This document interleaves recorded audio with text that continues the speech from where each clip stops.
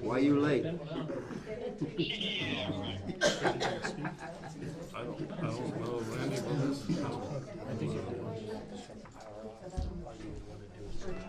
we've never done that.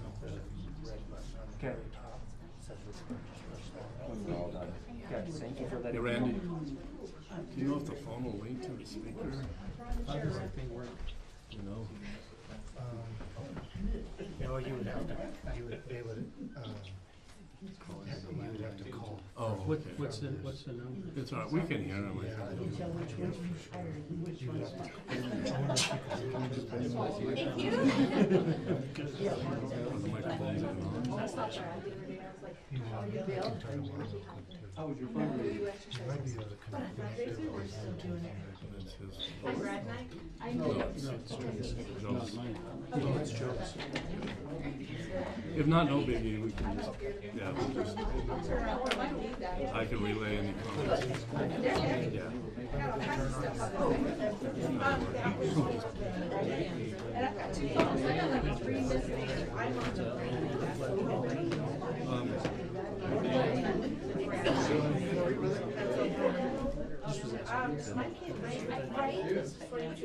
It's kind of different. We can. Hey, Matt, sorry, it was worth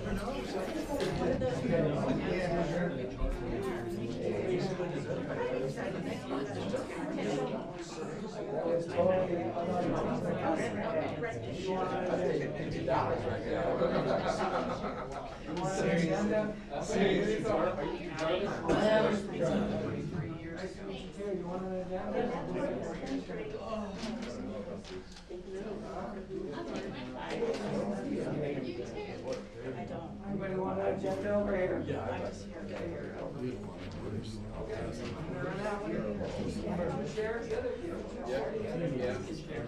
want an agenda? Anybody else want an agenda? I'm gonna put it up on the screen now.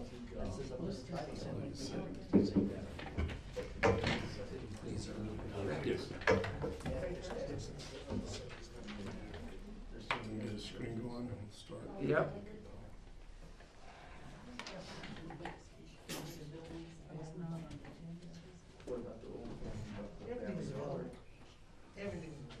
Okay, the recording is on. Agendas have been handed out.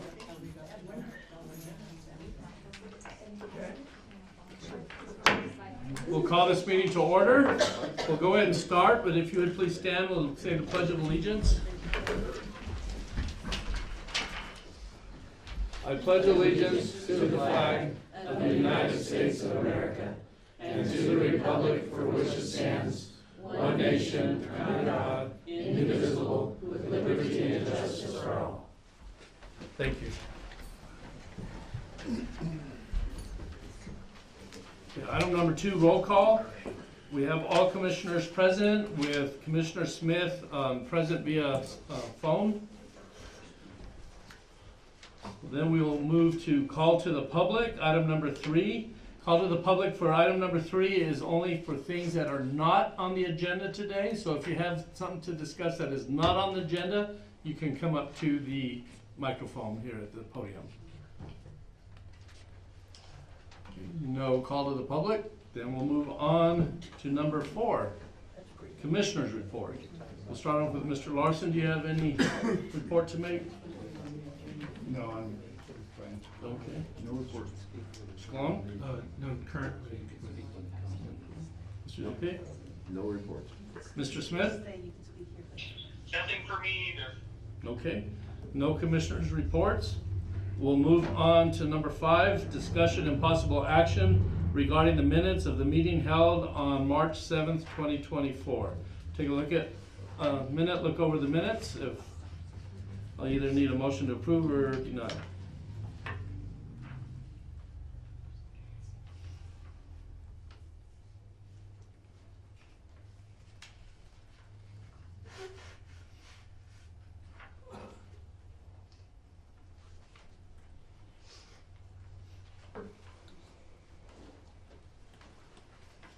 I wasn't at the meeting, so I'm not gonna lose.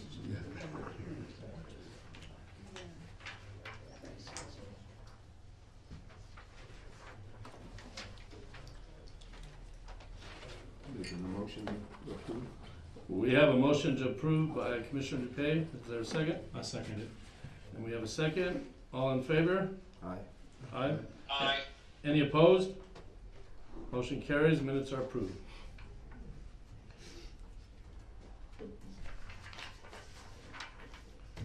Okay, we'll go on to item number 6, discussion and action on items requiring a public hearing. Item number 1 is a conditional use permit submitted by Western States Developing for a detox facility located at 261 Navajo Boulevard. This is currently zoned Commercial 1 C1. And so this was submitted on February 26th. Letters were sent out, according to Mr. Jarvis, to the neighbors within 300 feet. And was it published in the newspaper 15 days prior? That's correct, sir. Okay. And so right now, I know there's some questions that we'd like to ask. Is anybody here representing Western States Developing? So if you can come up to the podium and state your name, please, and kind of give us information on what you're requesting. Yes, my name's Cody Knudson, spelled Knudson. And I'm Jeff Penrod. So the proposal's for a between 16 and 20 bed detox facility. That's going to be medically supervised detox from drugs and alcohol. What that entails is the medical supervision of a doctor, nurse, nursing staff, behavioral health technicians in a 24-hour secured environment. These will be individuals who are struggling with substance use disorders. So they'd be coming in to medically detox. The conditions of release from a detox facility is placement into a continuing institution, like an inpatient treatment center. So before they can be released, they would have to have that next level of care coordinated. They would not be released to the streets just to wander the public. So they can go further if you have specific questions. Okay, I have a couple of questions. So the property is currently owned by NVUS Investments. Is this property being what company do you represent? Western? State. So they're a company that does rehab and, Correct. okay. And are you leasing the facilities from, We are gonna lease or buy, but we wanted to get this step done and then we will make the next step to what we're gonna do. okay, so you're making it like a residential care facility? It would be, yes, it would be a group care facility with living quarters, kitchen, day rooms, professional offices. Everything the state requires to do that properly. And it's basically secured, they're in-house and they stay inside and then when they're done with it, how long's the program? It's typically 7 to 10 days. So an individual is not released until 2 conditions have met. They've been medically cleared, that's stable, and that there is placement for them. And that's not just a state policy or a us policy, that's an insurance policy. Okay. So we have to find them a place, and it's most like, there's not any places here, so most likely it'll be Prescott or the valley or somewhere, so we'll take these individuals and extend their care down there to a 90-day, usually, or whatever the doctor recommends they need for help.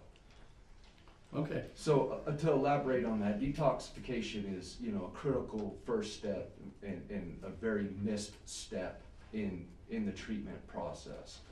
Individuals that complete a medically supervised detox, that sets the tone for their treatment experience. Those that complete detox through a medical supervision process are way more likely to continue their recovery journey, to acquire the behavioral health and mental health disciplines that they'll need to be successful. The goal here is sustainability. The goal here is to start individuals who are struggling on the right steps and coordinate their care through the longevity of the continuum, which is residential and then into an outpatient where they're reintroduced to their everyday lives and on till they're self-sufficient and being able to receive support, social supports from the community. thank you. Are there any questions from the commission? Mr. Larson? Yeah, I do have some questions to start with. And maybe I missed this from the beginning of your report. Where did you say where they're coming from? Where would you be getting these patients or these individuals coming from? The majority of them will be local. I mean, Okay. this is geared to address the local need. Community. So Navajo County, the jail, the judicial systems, So would you- people in the community, people in neighboring communities. So this isn't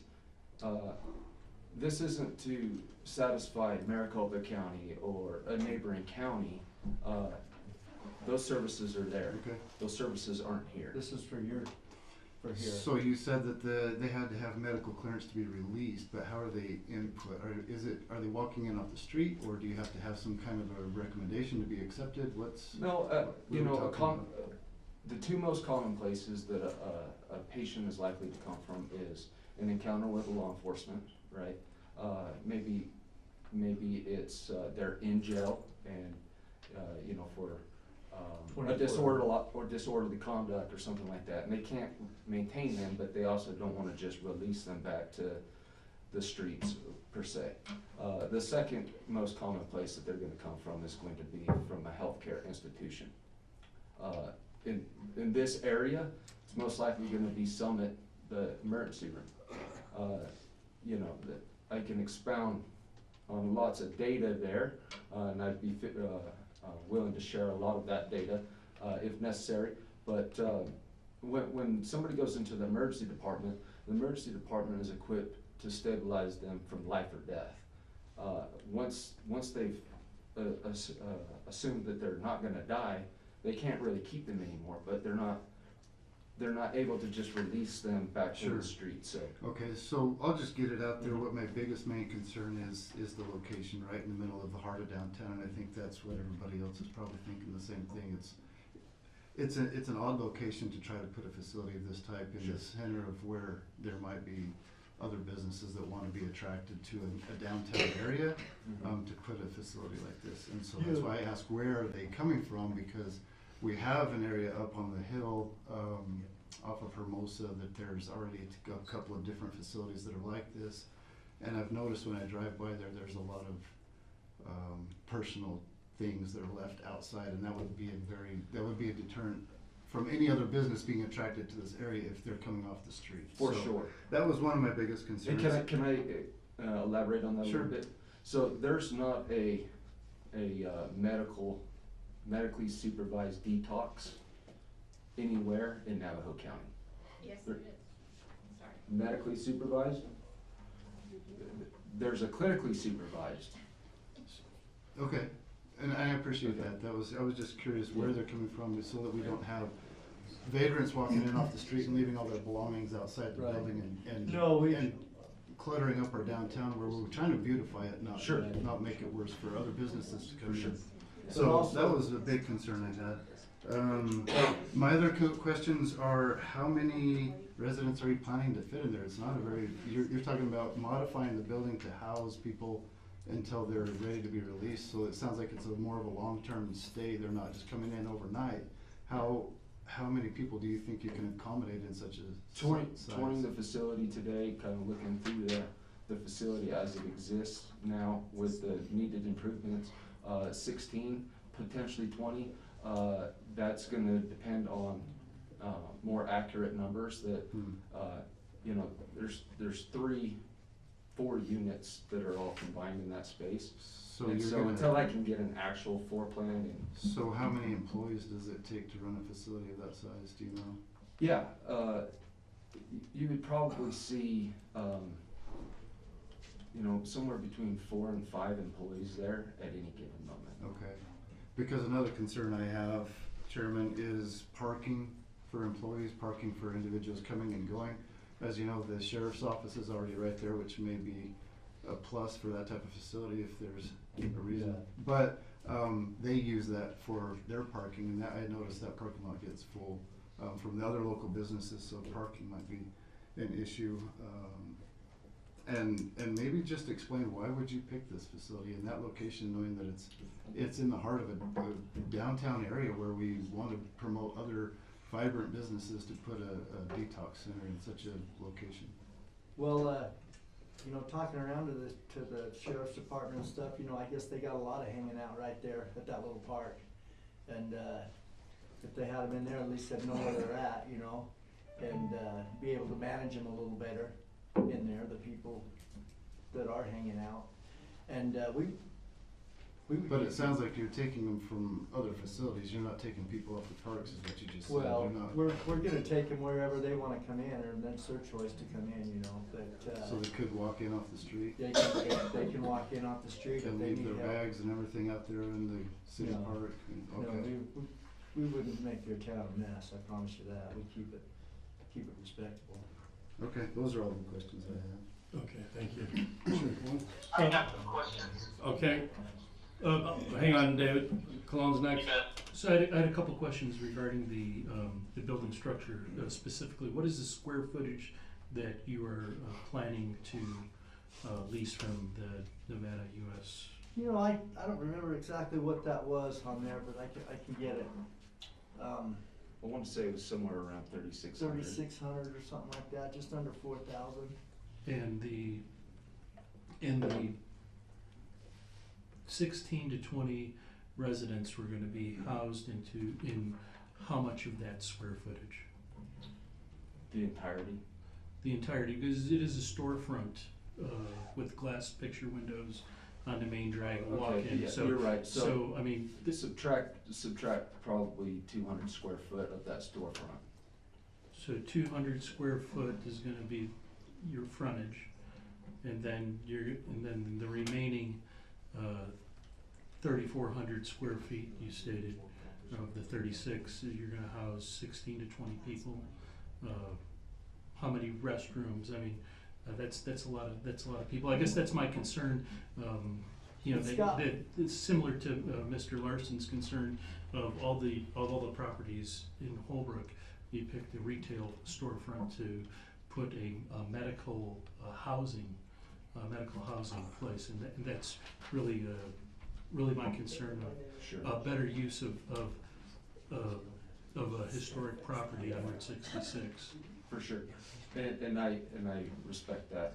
This was my first time today seeing that potential property. This was, you know, how the building came about was opportunity. That's how the building came about to us. So we're working with that of what we have, currently.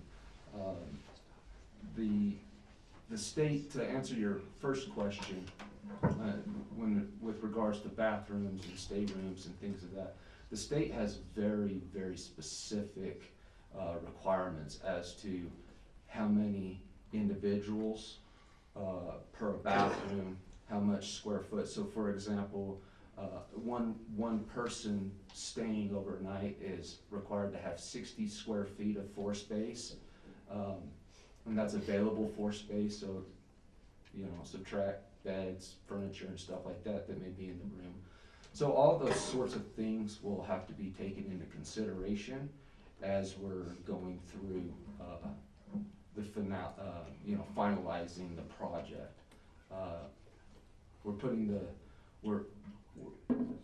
The main intent of tonight was, to hear from you guys. What is it that you're looking for? What is it that would be ideal for you?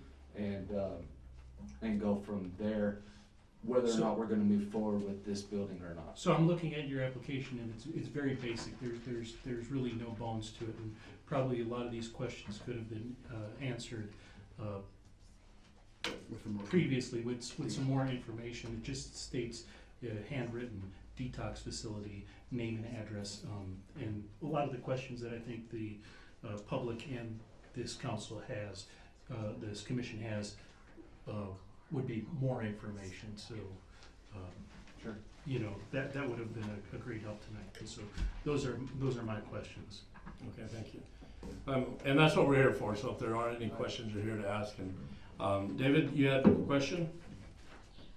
I have several questions. One, all this should have been in writing at this meeting and not just a verbal. I mean, we're supposed to be able to look at this before we even get to a meeting. I don't think they've met the requirements. Second, there's no site plan. That has not been met.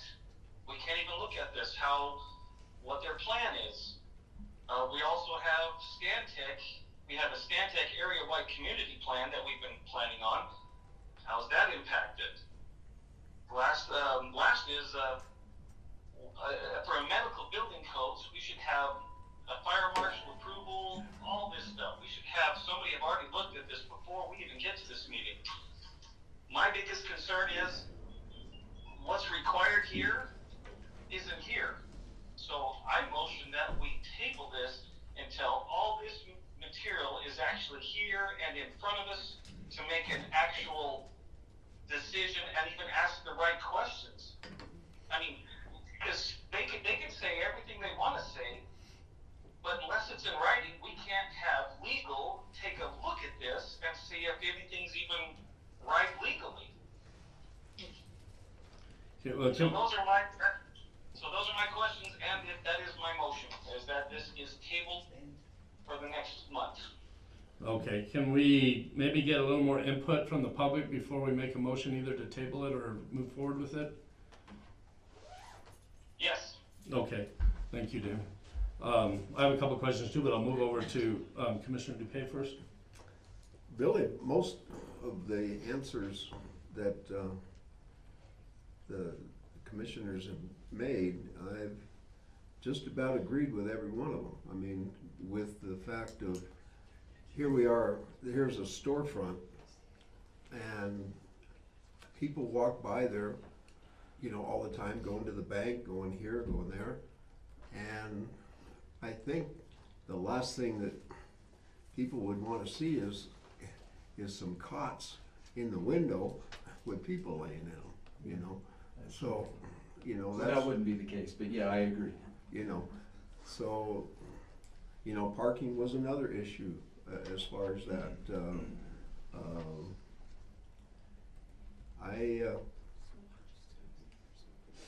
I think I'd like to get more answers and maybe a better location, than that storefront. Okay, thank you, sir. And then I have a couple of questions. First of all, you stated that, is there gonna be 24-hour security at that place every day? Well, there wouldn't be a security team per se, but there would be staffed and it would be staffed. Okay, but will it be security to make sure people aren't going out doing illegal things?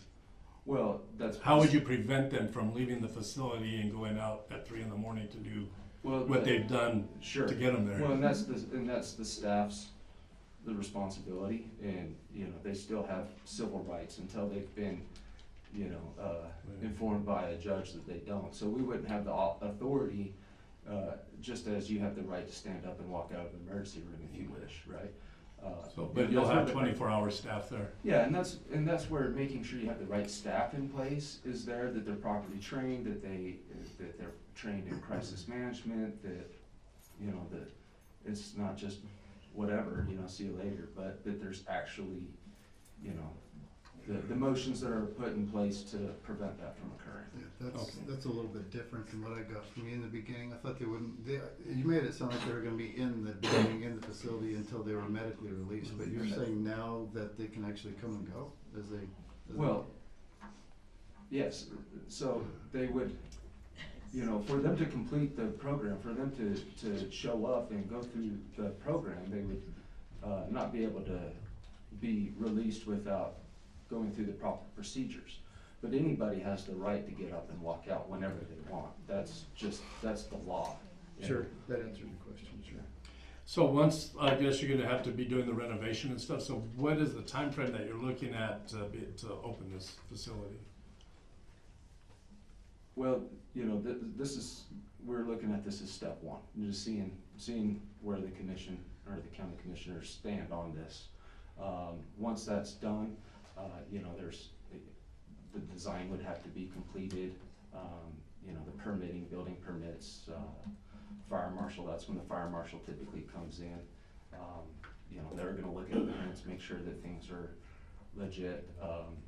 You know, there's a lot of considerations with that building, whether or not that's even, besides the facts that have been brought up today, whether or not that would be an appropriate spot from a life safety standpoint, right? So, what is the timeline on that? It could be done in 6 months, you know, if everything goes right, 6 months. If, you know, there's a lot hanged up, then I'm working on a project down in Maricopa County right now, and I'm in it about a year now, so, different variables. Okay, thank you. So when I was looking at, this property is currently zoned as commercial C1, and it's not under the principal permitted uses. And so when I look under the conditional use requirements, a detox center is not listed under conditional uses. When I look under the definitions of a detox center, it means a facility whose purpose is to shelter, detain, provide medical care and/or psychological counseling to clients with substance abuse problems for short or long-term but not permanent period of time. Under the conditional uses, it doesn't list a detox center. It lists a caretaker dwelling, which this doesn't meet those things. It does say clinic, but is a detox center considered a clinic? And it doesn't give the definition on the clinic, but it doesn't show under the conditional uses a detox center. So, and then that's all the questions I have. So is there anything further you would like to add? Nope. Any other questions to them? And we'll do it open to the public. I think it's a great idea that you're trying to help the community out here. Don't get me wrong on that. I mean, we have in the past had a lot of situations with drunken, disorderly, and whatnot there, and so I think it would be a really good idea to have that type of facility here in town, but we'll go from there. Well, I'll close with this if I may. You know, this is, you know, an important first step. More than anything, this is an educational step and an opportunity for us to get to know one another. You know, most importantly, I want to ask for the council and the community support. We do intend to do something. We do want to do something. We do have the heart to do something. We're a private entity. We want to make this investment in the community. So, you know, with your guys' support, we will find a way to do this that meets everybody's desires. Thank you. Okay, we will now open this up to public. So any public that would like to make a comment regarding this item on the agenda, you can step up to the podium, give your name. I think it's, what is the time limit, Mr. Jarvis, that we? 3 is it minutes. 3 minutes? Do you want me to start keeping track? No, I can watch it on the clock right there. Okay. So even if we go over a minute, you're on. Go Thank ahead. you for permitting me to address the panel. My name is Leo Mestis. I was born here over 80 years ago on Route 66, right around the corner from where this facility was to be built. Anyways, it's less than 50 yards from where the hospital used to be. Right next door, I went to school there. The first, second, third, well, kindergarten, first, second, and third grade. And it's 50 yards. You go across the street over to the north, and you've got churches right there. Now, I own one of the most desirable pieces of property in this area. It's on historical Route 66. I have parking in front of the building for my customers, and I have a tremendous amount of money invested interest in that area. I deal in Native American art. I have a gallery, state of the art. There's not one to compare with it. When I was in Scottsdale for over 20 years, we ran that America's most livable city in the United States. We ran Scottsdale. But anyways, and I'm opposed to this facility that wants to be built. And I tried to look at the agenda to address the panel. I didn't even have a chance to read it. But anyways, I just hope that you guys use your wisdom, because, you know, that's a very, very important corridor. And I'm sure the Romos will have something to say about this also. I remember a time when we had 32 bars in Holbrook. Today, I don't think we have 5 or 6. But it was another time. I can't tell you what alcohol tastes like other than Listerine mouthwash. But anyways, well, with that said, I think it's going to be a deterrent to the most beautiful, wonderful place. That park right there, my late wife designed that park. She bought the property on behalf of the city of Holbrook from Gene Hall. And the Hall family, they're like my brothers and sisters to me. All of them. I love those people. And I'm sorry, but there's 2 churches, you know, there's so many things. That's one of the most beautiful corridors in the Southwest, with the exception of the parking there. Now, my facility has a beautiful, beautiful, inviting parking for customer base. And quite frankly, I don't need to see another customer. I'm 80 years old, believe it or not. And there's still times that I want to go into an old-fashioned bar and start a fist fight. All right, 3 minutes are up, sir. Okay, well, thank you. Thank And you. furthermore, my ancestors came through here in 1540. 100 years before the Pilgrims landed in Plymouth Rock. Thank you. Thank you. Okay. And also, since he mentioned that, I was gonna bring it up and I didn't on my comments. I have had concerns from the public come to me with the facilities being next to the Head Start building, which is at the Sheldon School as well. So I just wanted to voice that concern from people who commented. All right, anybody else like to get up and speak? If that's okay. So I'm sorry, Chris. That's okay, I'm right after you. Forgive my attire, I just got in, so. My name is Mark Rummel. I am a resident of Holbrook. I have some thoughts on this. My main thought and my main concern, was speaking with my own family, is the proximity to the downtown location. There is an 18,000 square foot facility, the old Budweiser plant, that's open and available, and, you know, it's fenced in, for goodness sakes.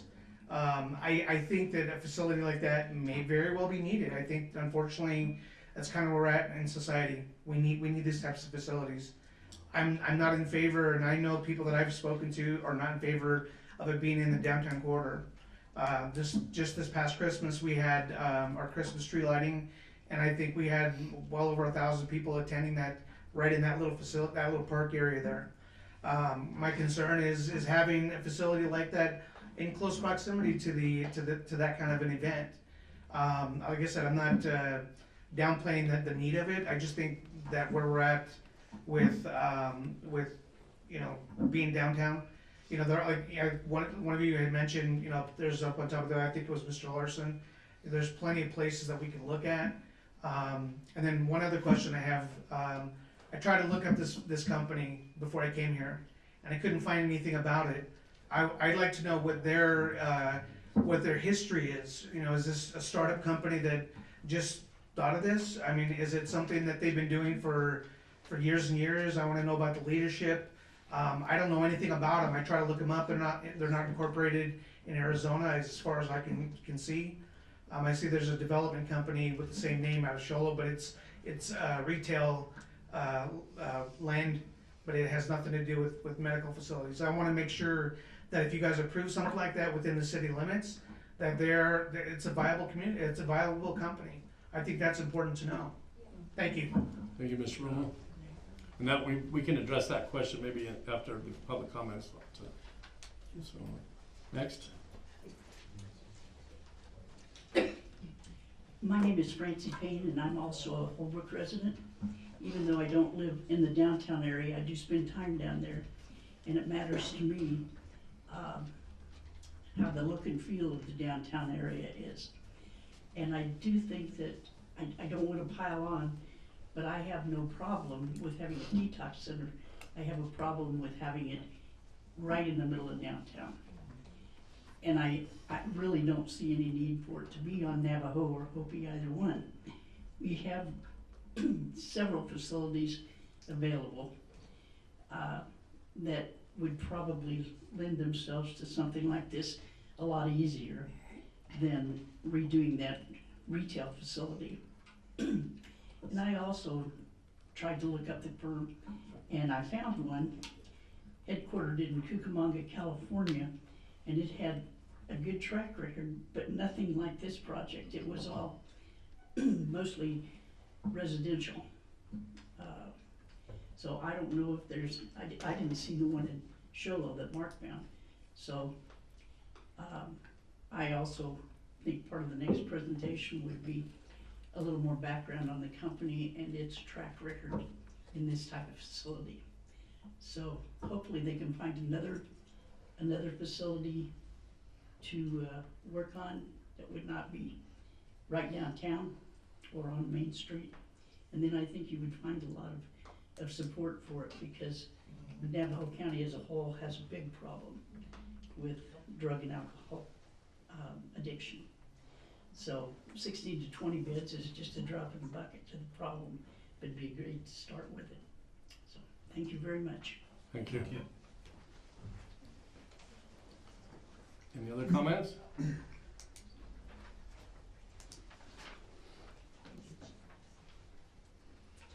Hello, I'm Nancy Barella. First, just want to say I agree with everyone that's already spoken and agree with all of your concerns. Am I too close? So just to comment on the statement that there is no other facility like this in Navajo County, there is.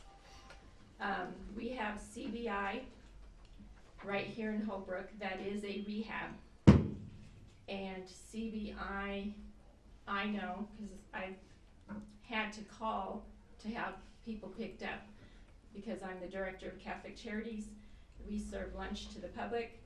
They come sober, they come high, they come intoxicated. And if someone wants any assistance, then we find them assistance. And CBI will come and pick them up and take them to a facility like this in Winslow. And then from Winslow, they help them find a rehab that they want to go to. But the CBI here in Holbrook is a long-term rehab. And they are connected with the detox center in Winslow. And like I said, I have called for a few people, and CBI has come and picked them up, taken them to Winslow for detox, and then they go on their process from that. Thank you. Thank you. Nancy, I had a question for you. Yes. Pardon my ignorance. The detox facility in Winslow, where is that located? Exactly in Winslow, I'm not Roughly, sure. is it downtown? Is it Not- in the no. historic district? Is it No. in the neighborhood? No. Is it by the highway? Yeah, Pardon my ignorance. it's off. It's off. In fact, I don't. I'm gonna say it's not too far from the hospital. Okay. But no, it is not right downtown on the corner Center of Winslow, Arizona. Thank you. Thank you, Nancy. Comment? No, you go ahead. No, you go ahead. We'll go ahead. Thank you.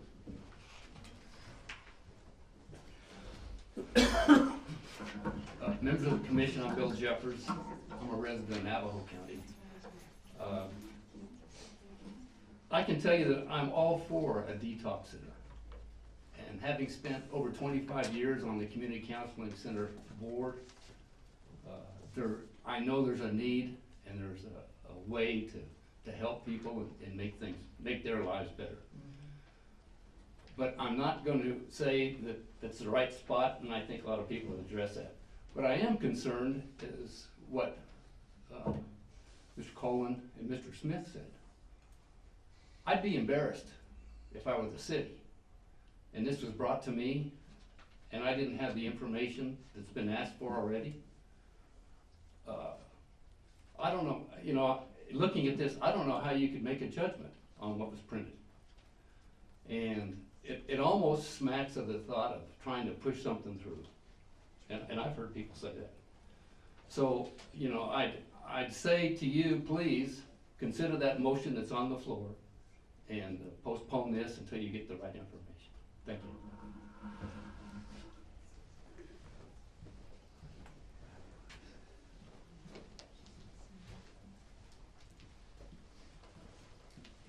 Hello, my name's Janelle Lynn. I'm the Public Health Director for Navajo County Public Health. So I'd just like to stand tonight and speak to the issue. For our community health assessment for Navajo County, substance use disorder and mental health were identified in the top 5 needs for our county, across the county in every community. So I don't feel like this presentation gave enough information to determine, if this is a good business model. I understand the concerns of the location, but I do want to speak to the issue and that we need to advocate across Navajo County to get resources in place to help individuals struggling with mental health and substance use disorder.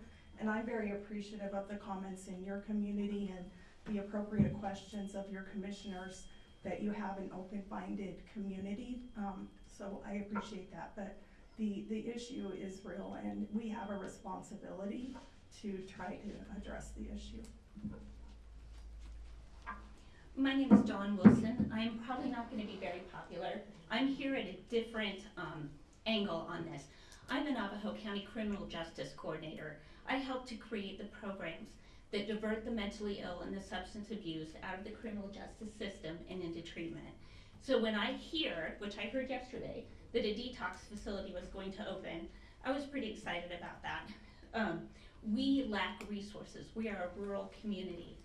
Now, although I believe I've met one or both of these gentlemen in the past when they owned Recovery Works down in South County.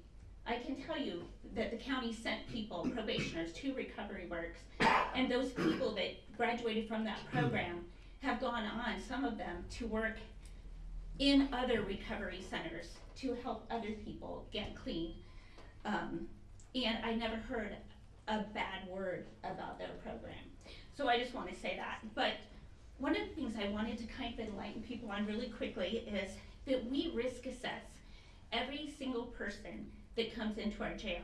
Since April of last year, we have risk assessed 2,908 individuals for the use of opioids and drugs and alcohol. I can tell you that out of that 2,908 people, alcohol usage, 389 admitted to being addicted to alcohol, 262 methamphetamine, 190 fentanyl, and of course marijuana was off the charts, but being legal, I don't take that into consideration. I can tell you 427 have overdosed. 251 have overdosed more than once. 127 have overdosed 2 or more times. And it goes up from there. 80 have overdosed 3 or more times. 13 claim to have overdosed 5 or more times. So we have a really bad issue here in Navajo County. I do want to make a correction to the young lady about a detox center. I have been texting with CBI as this meeting was going on. They do not have a detox center. They have a stabilization unit in Winslow. These gentlemen were correct. There is no detox center. They take their people down to the valley. So CBI told me that directly just a few minutes ago. So just so you know, we don't have one. I welcome one, but again, I would like to know more information and the model that they have, just as Janelle said. So thank you. Thank you. Thank you. I have a question for staff if there's not any public.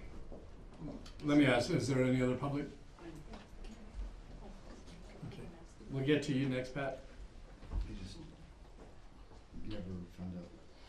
what the Thank you for this opportunity. My name is Joanne DeWitt, and I've been here since I was 2 years old. My husband served in the city council and was an advocate for Holbrook. My background, I worked at North Country Healthcare for 6 years doing referrals, which would take the orders from the doctor and send them out to specialists. And I've also worked in the jail personally, and I've worked for the county, the public defender's office. And as Dawn said, and you probably all know, we all know, we've lived here, Navajo County is really, really in need of help as far as these kind of facilities. I agree downtown probably isn't the best, but I also know from experience talking to other companies or individuals that want to open businesses here, there is kind of a lock on some of the better buildings, and pricing comes into effect. I'd just like to ask, and I agree with Commissioner Smith that it should be tabled. We don't have enough information, but I would hope that we would keep an open mind, because as Dawn can testify, and I can testify, and I know this isn't legal, but the trauma associated with these kind of diseases is traumatic, and it affects not only the person that they will deal with in a detox or a rehab center, but all of the people in their family. We're talking, thousands and thousands of people. So it's a very lucrative endeavor. We don't have enough detox centers, we don't have enough rehab facilities. I can tell you that from my experience in both of those positions. I'd like to ask that everybody keep an open mind, but yes, I also tried to research the company and was not able to. Those kind of things, we need to make sure that when we okay something like this, it is actually something that is put together in a professional manner and actually is going to go forth, because we, it's kind of a pie in the sky idea right now. We need to have some cemented ideas and plans, and I would even suggest that maybe some of us would volunteer to be on a committee to look at all the different possibilities. The Budweiser plant, I don't know if they've looked at other facilities, but those kind of things could be brought into that kind of discussion. Thank you. Pat, did you, okay, go ahead. Next. Hi, my name is Leslie Laird, and I'm just, I came in this with a medical assistant, kind of a background. When you, they mentioned bringing in qualified staff, medical assistants are, and nurses, medical people are a dime a dozen. We can't get people here. I worked at North Country, I worked at Summit in town, I've worked at Summit in Snowflake, I've worked at Summit in Sholo, and doctors come and go, medical assistants come and go. Campus of Care, I did some interns over there. Every time I would go over there, there was new CAs and people, and the understaffed. I don't know if we did bring people here, is there housing? I moved to 4 years ago, and I couldn't even find somewhere to rent here. I had to buy a trailer and live in a trailer while my house was being built for 2 years. So that would be a concern to me, is qualified. And I don't know if a detox medical staff needs to, like I tried to be a chemo. medical assistant, but I had to take special training for that. So I don't know, like Joanne mentioned, trauma.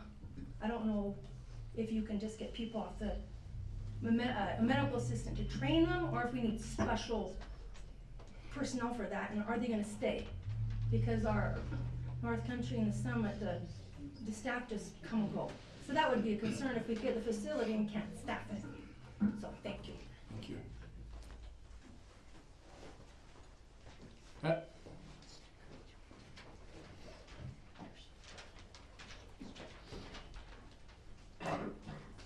Excuse my voice. I'm Pat Pogue. I own a business on Navajo Boulevard. I have several questions about this issue. Why did they choose Holbrook? This is all, they've listed so many things that have to be medical. We have an EMS. Can it handle all of this and the town? Where are you gonna get the doctors and nurses that are gonna be here 24 hours a day? Why is it so close to the center of town that we're all trying to improve Holbrook, get people to come to Holbrook? All the cities in Navajo County are growing. Holbrook just seems to be stalemating, and everybody's wanting it to get better. But I don't think putting a detox center in the center of town would help our business at all. I'm concerned about, is our police force gonna be able to handle this? Where are you gonna get the medical people to come from? It's very hard to keep a doctor or a nurse here in town now for your local citizens. So how are you gonna commit somebody to 24 hours and they can't go anywhere else? I think that it's a wrong location because it is the center of town, but it is so close to not even elementary, it's a preschool. And if somebody could come out of that building, all they have to do is go right straight down the alley and they are at the preschool. There's no security there. These people say there will be people there. Are they gonna be able to keep people from getting out and going down to that school or anywhere else in town? There's too many unanswerable things, and I know from talking to people that know, when you get people in a place like this and there's a certain drug that you can give them to bring them down, it still has to be monitored. They have to know because they can overdose on that medicine. With a place like this, it's usually located somewhere that's within 20 minutes of a hospital or a medical facility. We don't have that. You have to go to Winslow and that takes longer than 20 minutes, or to Snowflake or Sholo, and that takes longer than 30 minutes. My concern is for the location. I can't say that I'm for the detox anywhere, but out of the center of town would be way much better than right in the center where people are trying to get the city back to the city that it was. Thank you guys very much. Thank you, Pat.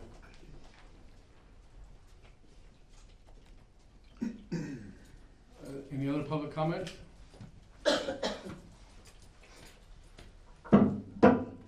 Good evening, my name is Tanisha Gomez and I'm about to be very unpopular. So I have worked in the criminal justice system in one way or another for over 15 years. First, I worked 10 years with juvenile detention. Then I did 6 years as a pretrial officer, and I currently work for the Arizona Department of Correction, Rehabilitation, and Reentry as a community reentry officer. I understand that people may be put off by the idea of a detox center in the middle of town, but at the same time, over the past 7 years of working with adults, I can tell you I have personally lost people I have supervised from fentanyl overdoses. I have seen people who have ruined relationships with their families behind alcohol and methamphetamines. I have called CBI. Thank God most days they have a bed available, but they do fill up also. The time it takes for someone who decides that they want to have that option to go to detox, and the time it takes to get them from Holbrook, where yes, they will transport them, to Winslow, is 30 plus minutes if they have somebody available at that time to do a transport. That's a lot of time for somebody who's on the edge when it comes to recovery. That's a lot of time when they're coming down and whether or not they're willing to go and get their next high. While people might not think that downtown is a good location, the argument I would have with that is it's accessible to everyone in town. There's not having to find some way to get 2 or 3 miles to the top of town. When you say you're worried about the kids at the Head Start, what is keeping those kids at Head Start safe from somebody walking down the street who has fentanyl and throws it into the playground? or an alcoholic walking into the Head Start building.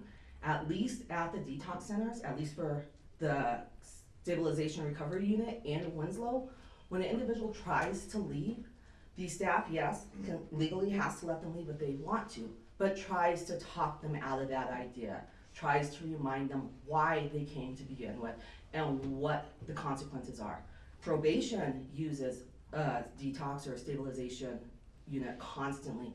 It can help prevent people from being incarcerated because the violation is the fact that they use.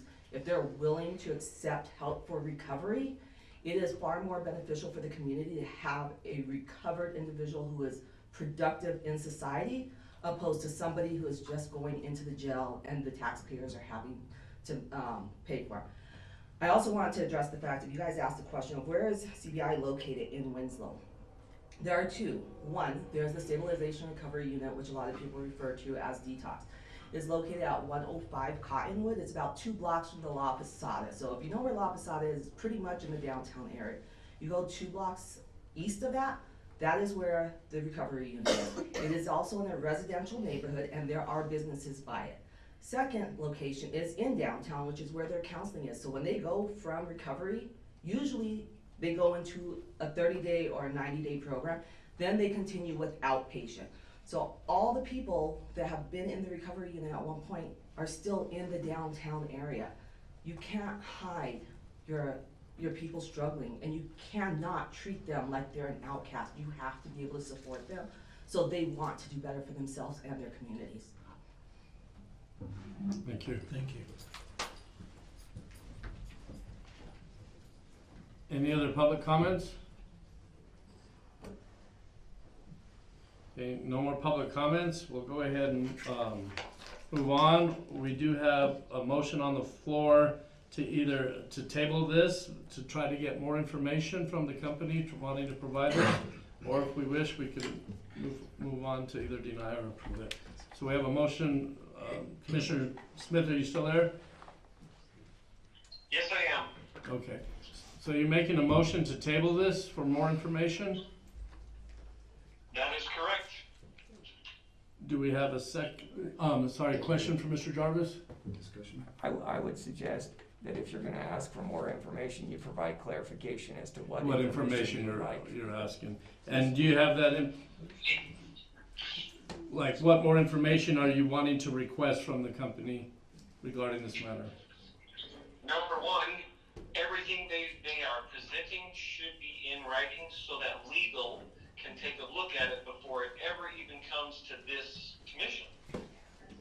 And so that way, you know, and then a lot of commissioners have presented a bunch of things like parking and other things, but one, I think an impact study would be good, you know, for first responders and everything else. We already have a Stantec area-wide community plan that we've been working with, and I think that should be, since we've actually been working on that, that should be before this.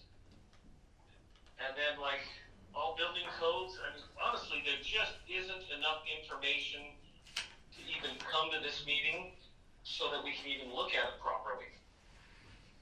And that's why I'm saying there should be a ton more information.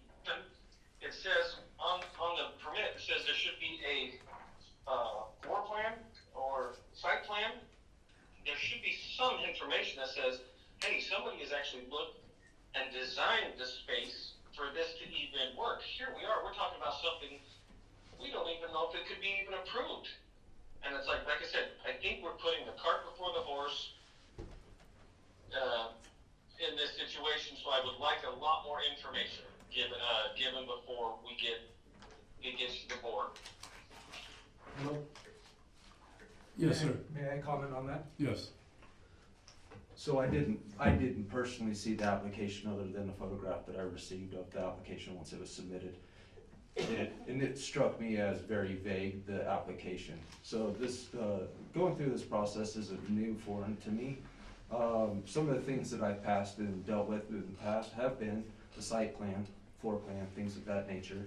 And we will be glad to provide that. The second information would be, or piece of information that you guys would probably want would be a narrative of the project and what we're doing, and and our study and so forth, and I can provide that as well. So are those to be more direct and specific to the instructions of information that you're requesting with that work, a blueprint or a floor plan, proposed floor plan, things of that nature in a narrative? Mr. Smith, did you hear him?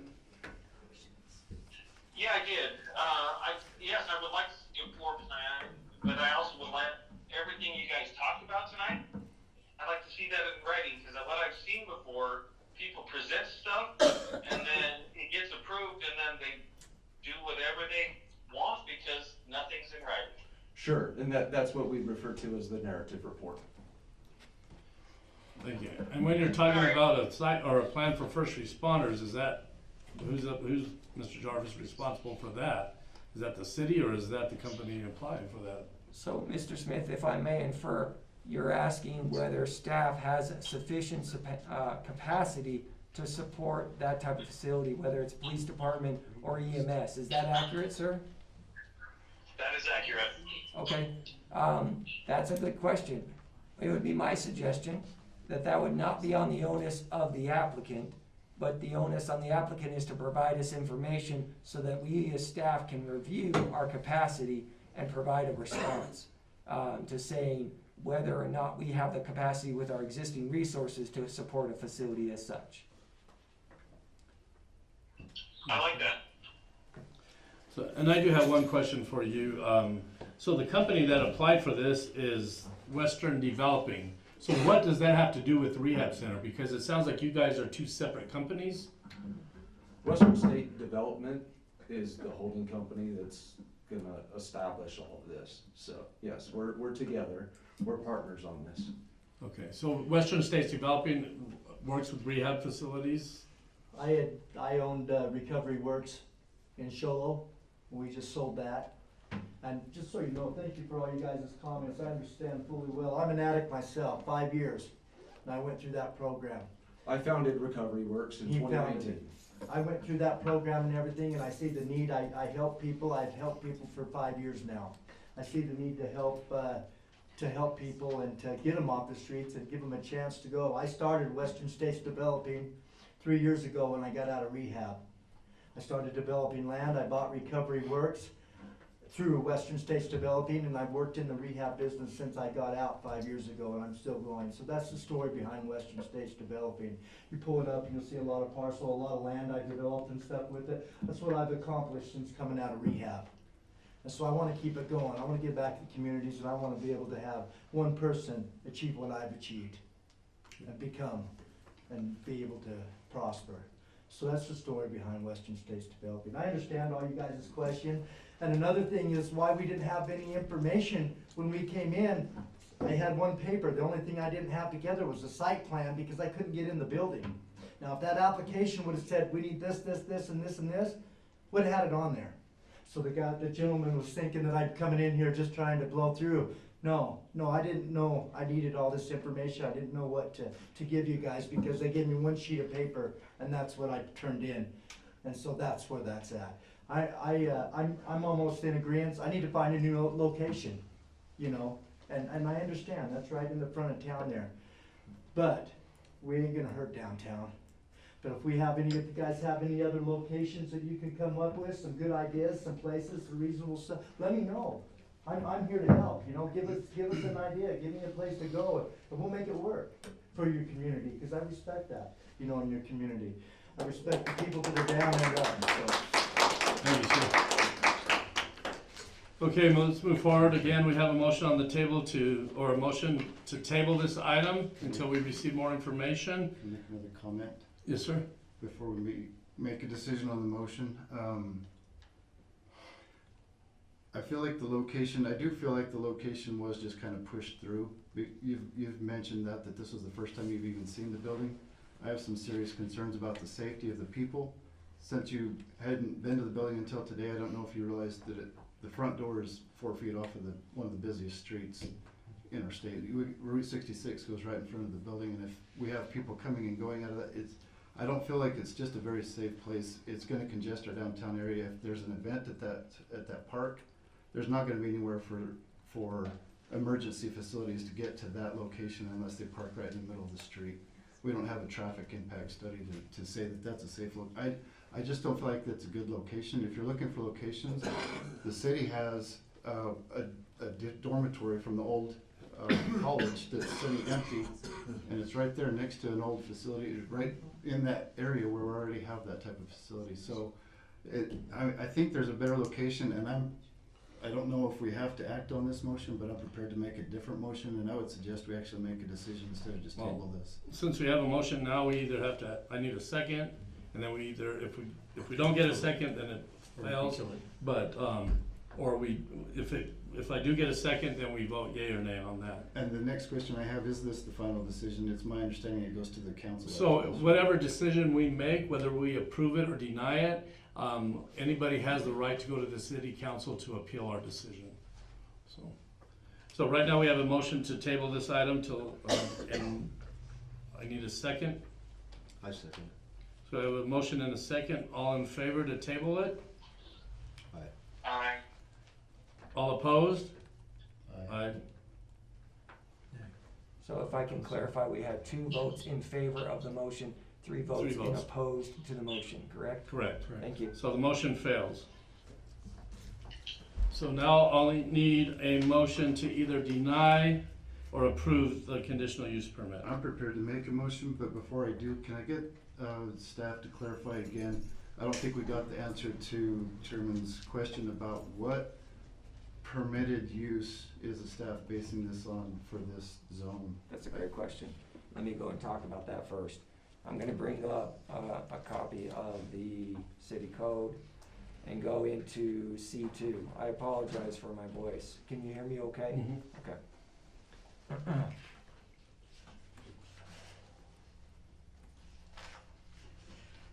Okay, got this up. And folks, I'm sorry, I gotta move this a little bit so I can see it a little better. I can't see it any better. I'm gonna move that.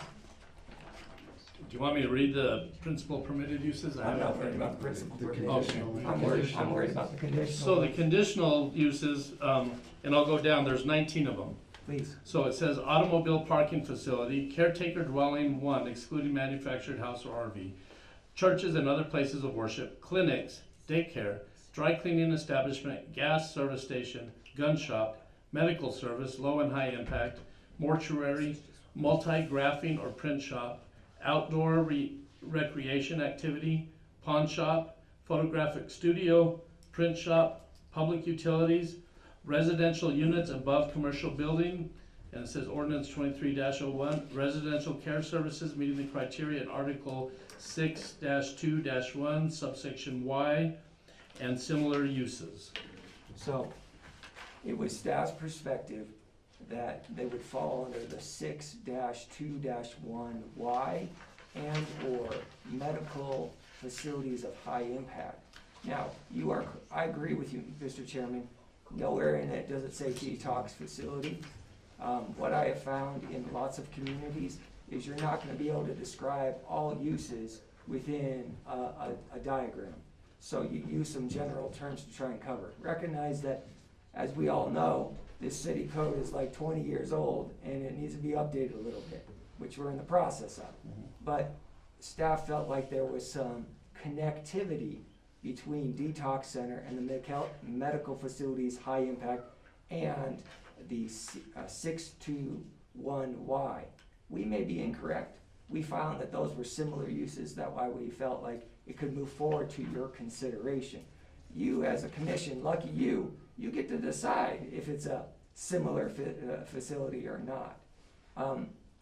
Staff, I also would like to make some comments about the application when it's appropriate.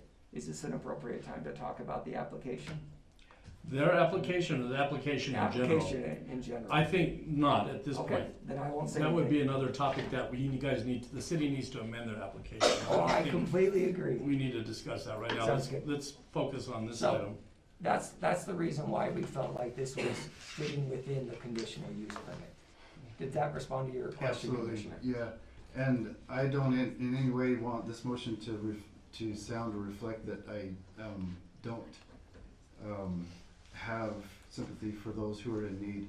I have a lot of close friends and relatives who have been through these type of facilities. I think we all probably do, and we all know there's a need for it here, and I think that it's a great opportunity for you to come into our community and bring this type of facility that's very needed. There's a lot of opportunity for that here, obviously.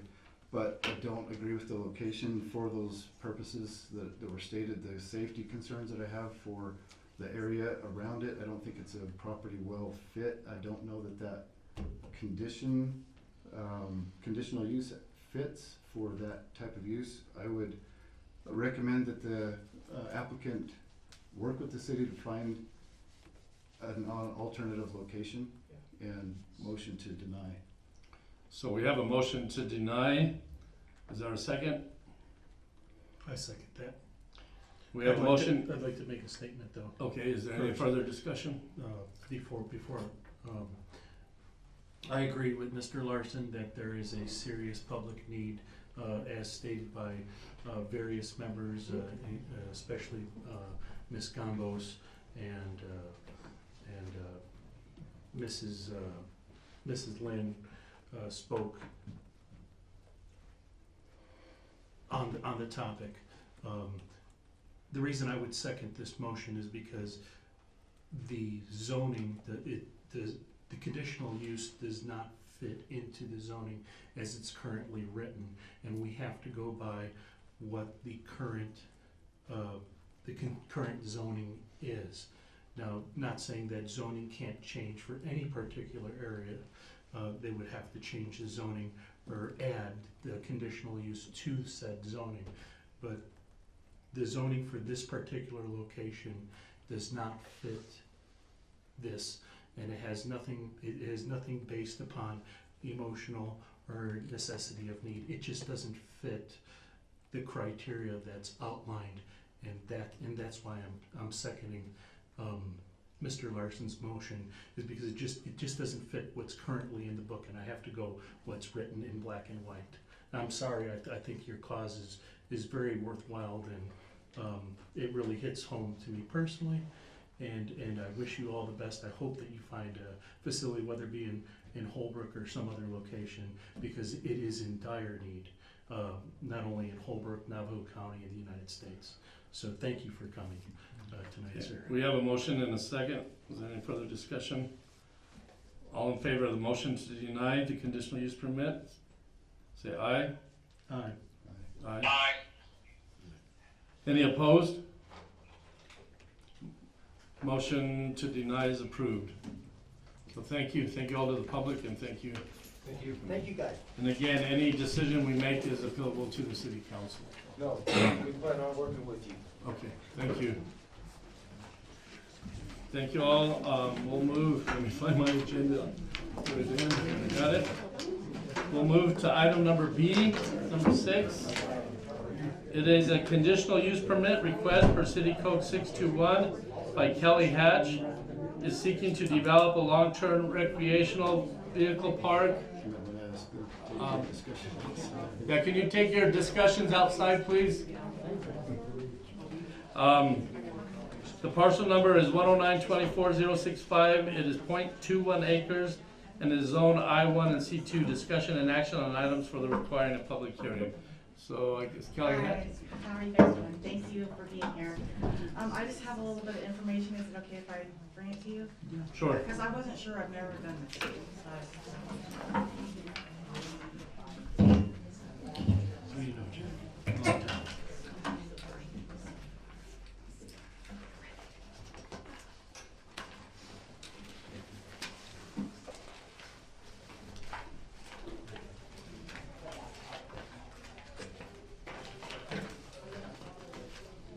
I'm not a very good secretary. I was like, where's the stapler?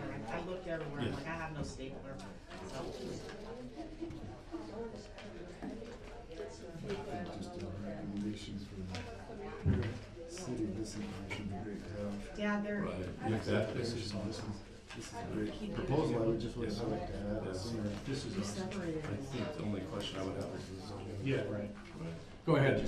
Okay, hi, my name is Kelly Hatch, I live in Holbrook, Arizona, and I'm seeking I don't know if it's a regular permit or a conditional use permit, because I was told by Joseph Jarvis, hi Joseph, thank you for your emails, that it was not on the,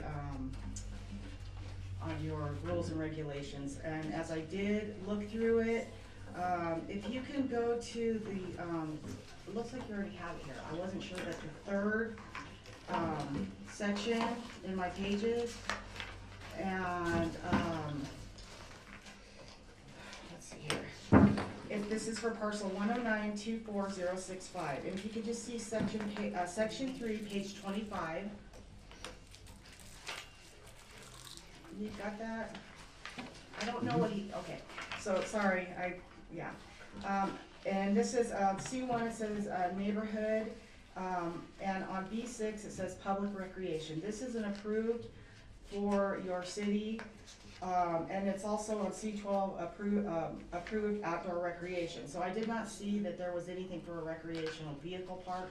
So I continued to look through your, what is it called? Your city book, and I went to, page 27, which is the general commercial, and it says approved in B20 outdoor recreation. Again, and I just was unsure about, you know, if that meant recreational vehicles, but then when I went down into the conditional use permit on C9, it said recreational vehicles. So I did put a little packet together for a short business plan, my ideas that I have come up with. I've been thinking about this for quite some time. I put a map of what this would look like, but it would be a smaller scale, and a picture of the parcel, and I think that's all I had. I did not bring the application because, again, I was a little unsure about the application, and I was filling it out, and I was like, I don't know if this is the right thing, so I have it here, but I didn't finish it, sorry.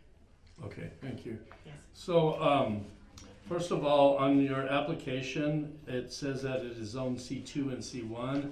In our agenda that the city provided, it says I1 and C2. So looking into the zoning map, okay. That property is actually I1, not C2. And so... Can you zoom into that? I'm working on that right now. Yeah. That was the information that I was given, so I... Yeah, they misinformed you. Okay, that's fine. And so it... Or can we have staff clarify, like... Yeah, I mean, once he pulls it up, we can see it on the map. It's just easier on this map. Okay. And I have a copy of the map I made here too. I've got it up here on the screen for us to out in a second. I made several copies. Yeah. Okay, so as staff was looking at it, I just love this map. This is the parcel Right. that we're looking at. We're looking at this parcel. I'm seeing the red bleed over right into that parcel. And we've discussed a little bit that I'm finding quite a few parcels that are split between multiple part zoning types. And so I'm looking for additional direction on how to handle that. I do not recall the conversation we had. I have lots of conversations. I think I said, you know, the C2 is on that property and the C1 and I1 is on the property, and they're for very different uses. It was my understanding that a recreational park was permitted by conditional use permit within C1. That's why this application could have gone forward. Now, I agree with you, Chairman. When you looked at your map, you didn't see that at all. You just saw I1, and you said, why is staff asking us to consider something that's not on the permitted uses? And so the comment may come back to us and say, you know, applicant, we like your idea. Please find a different location that's within the C1 location. That's one of the things you could say. But you may come up with a difference in it. But Or should we be considering a zone change instead of... That's what I was and gonna that's a very recommend. good point. This is an opportunity for them to explore a zoning change. Commissioners, do you feel that C1 would allow that type of use by conditional use permit? I I think it's Yeah.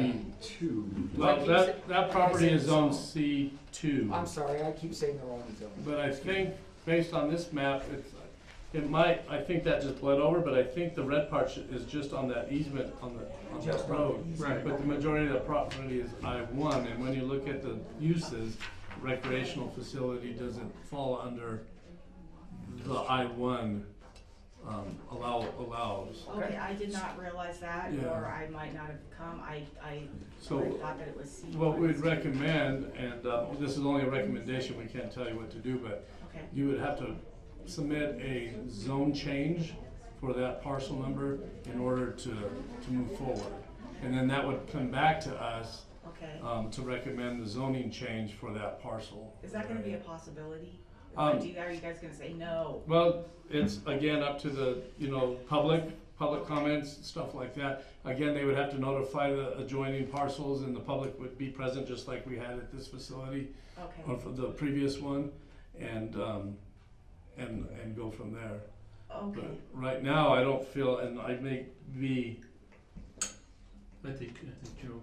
If I may, I only received one comment about this request, and the comment was not pertaining to the zoning type. They were just asking for more information. They were saying, Joe, your application lacks information, and that's not on the applicant's per se fault. Right, again, it's the The city's issue. application doesn't ask the right questions. So the one person who expressed comments just said, if I get more information, I'd be supportive of it. So that's the comment to share. Okay, and then we can open it to the public as well. But do you have any, is there any questions? Sorry, excuse me. Is there any other questions from the commission to Ms. Hatch? Mr. Young? No, I think there's. David, did you have any questions? Need to have the right form. I don't really have any questions, I just have, and Joseph just covered it, it's like, I just don't think there's enough information. It's like, it's hard to make a decision without information. Well, I did provide information to the panel here. It's not from you. Oh, I see. Thank you.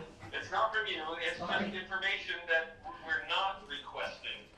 Oh, That I needs see. to get answered. And she did provide a lot of information, and we can forward that to you, but, You don't know, I have what I see, like, they kind of have a little bit of a plan. I would like to see one that actually is, drawn correctly as to scale and with all that information, just so it's easy to read. Because that one's really hard to read. Yeah, they submitted some additional information. To us tonight. Tonight, and it's very Oh, thorough. okay. It's very thorough.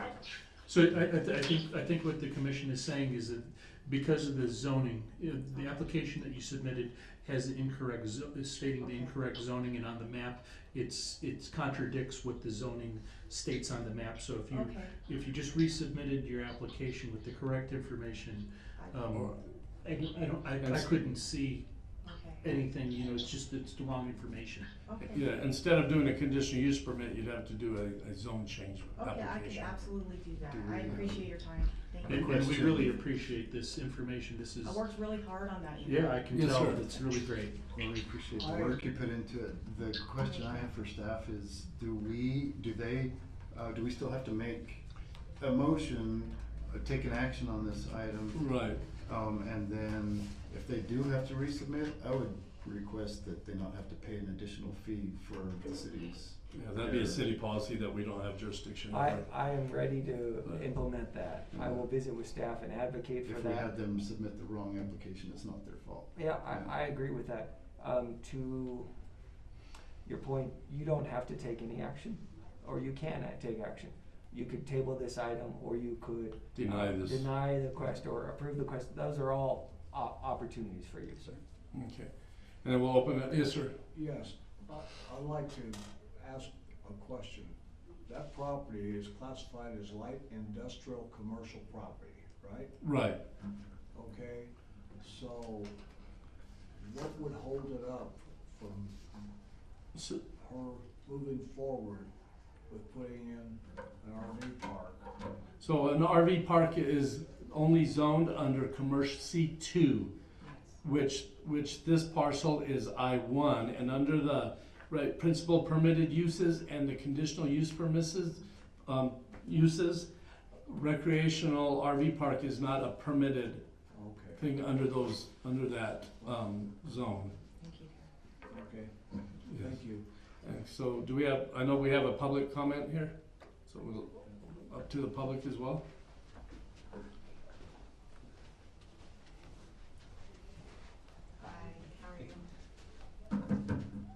This is why I came tonight. Bill Jeffers, Navajo County. When I got the letter saying that there was gonna be some development in the industrial park, I was excited. And I thought, man, all right. Well, it didn't take long. I went to the county records, and it pulled up the parcel. And so the application says 0.21 acres, but that parcel is 2.51 acres. So that's wrong. And it also has Jack's Trust as the owner, not Ms. Hatch. I have the paperwork here though, to change But it over. I'm just saying the county, it wasn't at the county. So it took me 2 minutes to find that out. But this letter came out the way it is. So what was presented to you tonight, I mean, isn't even to me, is not a valid. And it goes back to what I said in the first issue. If I hadn't taken the initiative to find this out, and I called Mr. Jarvis, and he talked to me, and I sent him an email. He was going to share that email with you, my questions. I was the one that had the questions. And having a property next door and across the street, when the city opened that industrial park, they put covenants on those deeds, and there were some mandates that you had to fulfill, and it had to do with the number of employees on the parcel, and beautification, and the use of it, and it had to be done within a year or two. Well, that's I don't know if the city just has started to ignore those covenants or not, but I would love to see that there. I'm not so sure that, well, the city needs to change a philosophy then and say, we want residential or long-term recreational vehicle parking in this industrial park. And you know, I don't know, you've offered a few solutions, maybe those would be good. But I would love to see some of that developed, and particularly the road that goes up there behind it. On the plat map, it says Navajo Boulevard right next to it, and there's a good 400 or 500 yards between that and the next little road, and it's not even a road, it's kind of an alley. So the city I think would have to commit to developing that to get to the back there, and we'd make that whole area a lot nicer looking. So I'm still excited for them. I hope it can happen, or I hope something can happen with those parcels. Thank you. Thanks, sir. Can I say one more thing? Yes, ma'am. Thank you. Just one more thing.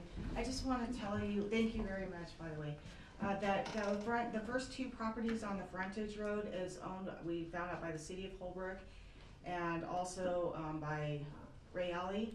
And we would be interested later to like just talk about those properties, because the goal would be to have the very front road by the Days Inn be part of the RV park, not just towards the back.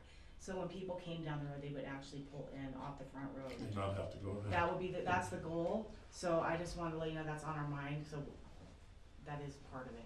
Thank you. Thank you. May I respond to that? Yes, sir. To that point, that's a really good point. One of your limitations you may face has to be with who owns the right of way. If that road belongs to the state, then the complexity of adding another entrance and exit will increase. Right. If the road belongs to the city, then complexity is much smaller. Okay. So before you explore that, I would confirm who owns that road, Okay. whether it's the state or us. Thank you very much. Mr. Young? One last thing. Yes, sir.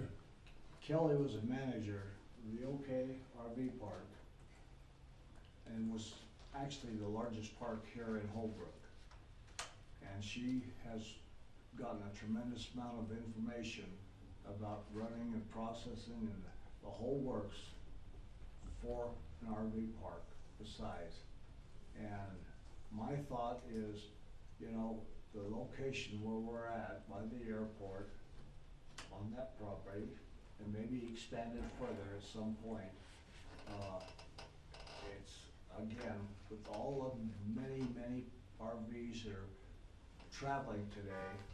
It's a huge business, it's growing, and all the younger generations are picking up on it. I mean, like, it's just nonstop. Our town is packed. I'm in the service industry, I'm a server, and I've worked in the RV parks. All of our RV parks are packed solid. There's no room, and they keep traveling because there's nowhere to stop. And so the more that we have, the better. They put one out in Sun Valley, like a long term. There's 25 RVs in there, and it's just on dirt. I thought my, yes, Right. and that, it's just like a couple months ago, so there's a lot of need for it. Thank you. And I do have one question, and I guess we could address this in a minute. So it says you want to do a long-term recreational vehicle park turning into an overnight? Yes. So can you explain Yes, that? because I don't have another way to do it. So basically, the only way I know how to do this would be to start with long-term. Long-term is 1 week to 1 month, okay? An overnight, it would take a lot more. So what I would do is start it where I have the people staying there a little longer. The reason why it would take me a bit of time, I would say about 1 year. I would start with long-term, turning into overnight because it's constant. People are pulling in at all hours of the night. I need to get my internet, the whole entire area with internet, facilities, bathrooms and you know, laundry rooms. And so if I started with the long-term, there's always gonna be long-term at any RV park. The goal is to be an overnight, and that's just much more bustling. It's gonna bring a lot more people into our area. They're coming in and coming out.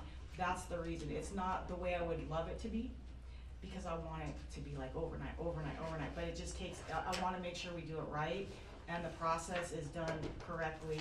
I know what I'm doing and get it just, I wanna be able to make sure that everything is running properly. That was my question, 'cause I didn't know long-term if somebody's gonna put a Yeah, little and live there. And I'm very strict. This is why I'm extremely meticulous. Like I'm very intense on making things very clean. I don't like clutter. I want it to be a place where these travelers that are snowbirds and they go off to California back and forth, that they know this place is gonna be consistent and clean. And they know that they're gonna come in and things are gonna be painted and new. That's what I'm looking for. I want it to be easy in, easy out, just simple, but very, very clean. That's the goal. Okay? One more, Question? one more thing. Yes, sir. The last part of it is, at some point, when she gets started, the city also will financially benefit from it. Mr. Larson? Yeah, do you, maybe it's a better question for the city, what type of improvement requirements do we have for an RV park? Or were you guys already planning on making improvements? I'm specifically asking about like paved roads, curb, or is it gonna? Yes, everything will be improved. That, I am not going to leave it. It would be all, I would like to put fences, grading, the whole place would be graded, there would be concrete, rocks, everything's gonna be new. The sewer will be, every sewer line will be put in brand new, water, electric, signs. It will be beautiful. It's gonna be nice. So it won't be just a dirt lot for I trailers to cannot park. stand that. That's why I wanna do this, because Yeah. honestly, I'm from the city, so like, I'm like used to seeing things differently. So I'm like, why are they sitting in puddles of dirt over there? Like, I just can't, my brain, I want it to be beautiful. I want it to look nice. That's why I'd love to have that front row too, so that it looks beautiful and nice. And Okay. people will be like, wow, this place looks nice. Yeah, you want to attract people so you stay in business anyway, right? That's your business model, to be attractive. So to clarify for the reason of my question, if we are recommending that this be appropriately handled as a zone change, then if a zone change came to us, if that were to be approved, then there's no further conditions we can do or we can have on that, at that point, it would just be between the applicant and the city. And the Right, it'd city be code to- enforcement. To regulate their code enforcement, yeah, so that's just something to consider as we move forward with our Right. motion. Well, currently it doesn't meet the requirements under I-1, so I Right. entertain a motion that we deny the application because it doesn't meet the requirements of the current zoning for that property. Okay. And recommend that the zone change be applied, and then I don't see an issue going forward. Why, thank you very much. So I'll entertain a motion. I'll move. Okay, so moved. Is there a second? Second. Is there any further discussion? All in favor? Aye. Any opposed? Mr. Smith? So the motion to I'm not opposed, no, it was the first one, sorry. okay. I'm not, so I So, am. in favor of, everybody else. okay, so the motion to deny this request is approved this time, and again, because of the zoning that this is, there was some confusion, and I apologize that the city gave you some bad information, but it is zoned for I-1, which the recreational doesn't, meet under that zoning, so I would recommend that you do an application to change. C2, it does fall under that, Okay. but there's, that line is right there on that property line. Well, thank you very much. It's been a pleasure being denied. I'll see you All later. right, thank you. Take care. Have a good night. Okay, and now, moving forward, discussion and action on items not requiring a public hearing. Item number A, discussion on City Code 161C. Mr. Jarvis, is that something that you brought on the agenda? So the commissioners asked me to add this to the agenda. Commissioners, do you still wanna talk about this agenda item? Which, item number 161C states removal from office, members of the Planning and Zoning Commission may be removed from an office by a 2/3 majority vote of the council. Yep. So what is the issue with this that they wanted to bring on the agenda? Well, Where's it in our packet? I'm sorry. Where are you finding that at? 7A. 7A, discussion on City Code 161C. I'm sorry. So 161C is removal from office, members of the Planning and Okay. Zoning. So respectfully, Commissioner Larson, we hadn't seen you and we didn't know if you were to show up today. So we're excited you're here, and we're excited that, sure. we're glad that, wrestling season is over. And we Yeah, love your apologize for being gone. participation. Yeah. Okay, that's cool. We just hadn't seen you, and so the commissioners had asked me to put this on the agenda, that if you didn't wanna serve, we talk about that. So I guess the question was, how many meetings were appropriate to not attend? That's a That- great that was- question. that There's was the no question. clarification in the zoning code. And so that's up to you.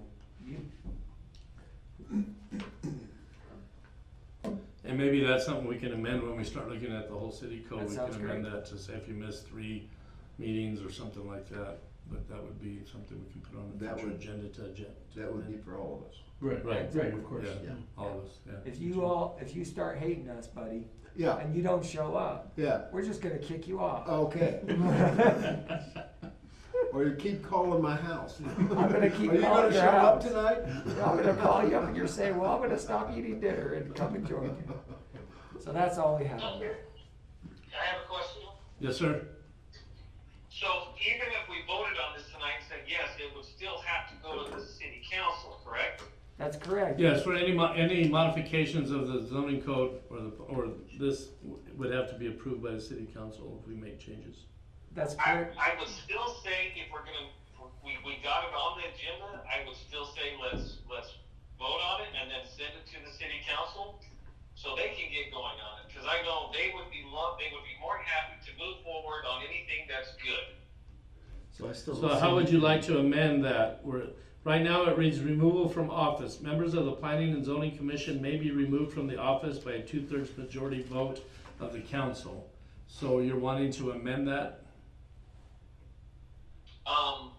So what were we asking it to do? Yeah, I don't see anything in our Yeah, I mean, writing. I that's- don't think we have anything I mean, to take action on. if we had It's an just a action, discussion. we could change something, but I don't see an action that's even being requested here. Right, it was just It was it just. was just, Okay, I'm sorry, it's a discussion. right. It was just a discussion on that code. So I I have think we were, something to add to that, having served on a board with the fire department that has that kind of a limitation, and it does give the board some bite to say remove somebody, but I don't think that's what we're about. I would hope that we're not about trying to remove people. I don't think so. And having said that, it does make it hard to actually just go sit with somebody and say, hey, you're off. It's easier to have a conversation and say, hey, you're not showing up, what's going on, and have that conversation and get some context behind it before we just take an action to change our code that says if you just don't show up, you're out. That's a great point. I'm glad that you brought that up. And so in it, does it even say, like, if you miss twice, then No. you lose the vote, or it doesn't No, say anything? it doesn't say anything about that. All it just says is members of the Planning and Zoning Commission may be removed from office by a 2/3 majority vote. It doesn't state if you missed this many meetings, if you've done this, if you've done that. It doesn't state that. If I may, I think that statement is very vague, and there should be some type of criteria to even consider removing somebody. You know, like a misconduct or maybe that missing too many meetings or something like that. It's just very vague saying a 2/3 majority vote that you could just be kicked off the commission. So maybe on our planning meeting, we can put that on the agenda, discuss and amending that section and sit down and discuss what would you like to add to that section if it's missing so many meetings or. Because as it's written right now, if 2/3 of the commission don't like the way you voted on the last thing, Commission you or could be council? kicked Commission, off. it's we can vote, yeah. And I don't think that's I would right either. recommend we put that on our next planning meeting agenda. I will. Is that okay, Mr. Smith? Yeah, that's okay. Like I said, this was just a discussion tonight. Right. That I see. Yeah. So should we come up with some suggestive criteria for this? Well, that's what we would do at our planning meeting, to discuss it, make any amendments, and then we can vote on it at that meeting, and then that would go to the city council. So do we want to address this tonight, or do we want to wait? I think we should wait and sit down and bring it up. That way, because we're gonna be going over a lot of different changes on the city code of planning and zoning, so I think that's one of them we can put on at a planning meeting. Is that all right? Is that a motion, or do we have to motion on it? No. No. Okay, You great. just provide direction to staff. Okay, so- Just like we did in the first meeting where you met, there were no motions at that meeting. You just said, okay, Joe, in the future, we wanna talk about this. Right. And we wanna talk about this, and now we've added this as another item. Right. We're already reviewing the language of the city code. This is part of that conversation. We've discussed that there's some things that need to be updated. There's places where it's vague language. This is a space where there was vague language, and you wanted some further direction. That's why you brought it up to the agenda. Okay. All right, anything else on item A? Okay, item number B, urban residential district. And Mr. Jarvis provided some documents on that, That's correct. and I will turn the floor over to Mr. Jarvis. So what we had is this section, we were talking about downtown, that we wanted to increase the housing availability in downtown. And we discussed whether we wanted to modify the language of a specific section of the town code or to rezone sections of the town code. And we brought up, or you brought up and said, okay, let's discuss the idea of creating another zone. Right now, there's a zone called R7, R10, and R14, and they're tied together. As I reviewed the city code, as I reviewed the zoning map, I found no zones that are labeled R14. And so I suggested if you're gonna make a modification, you drop R14 because it doesn't exist anywhere in your city. You have an area called R7 and you have an area called R10. And the reason they're different is the size of the property. There's an interest in increasing the housing density in downtown, but you don't want to impact the other more less dense areas. So the suggestion was, let me bring up the zoning map. Now I'm gonna zoom out. There it is.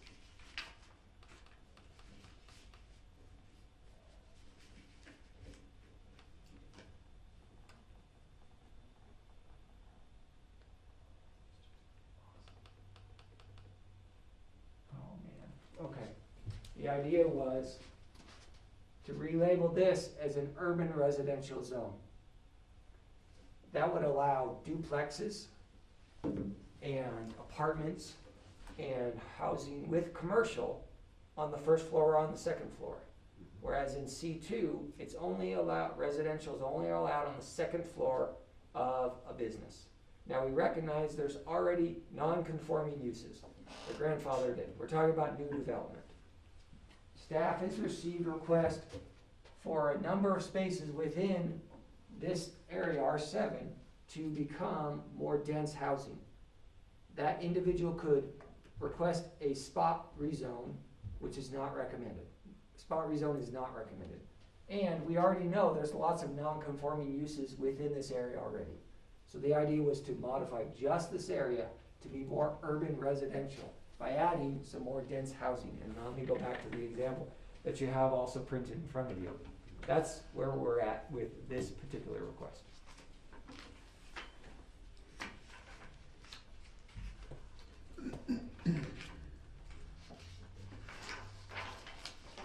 So my first question to the commission is, do you like the suggested changes to R7, 10, and 14? And I'll pull that up. But you're saying to drop 14? Yes. Let's just, I got it confused, buddy, I'm sorry. We're gonna focus just on urban residential. Okay. For urban residential, we're gonna drop this and just call urban residential. All of this would stay the same.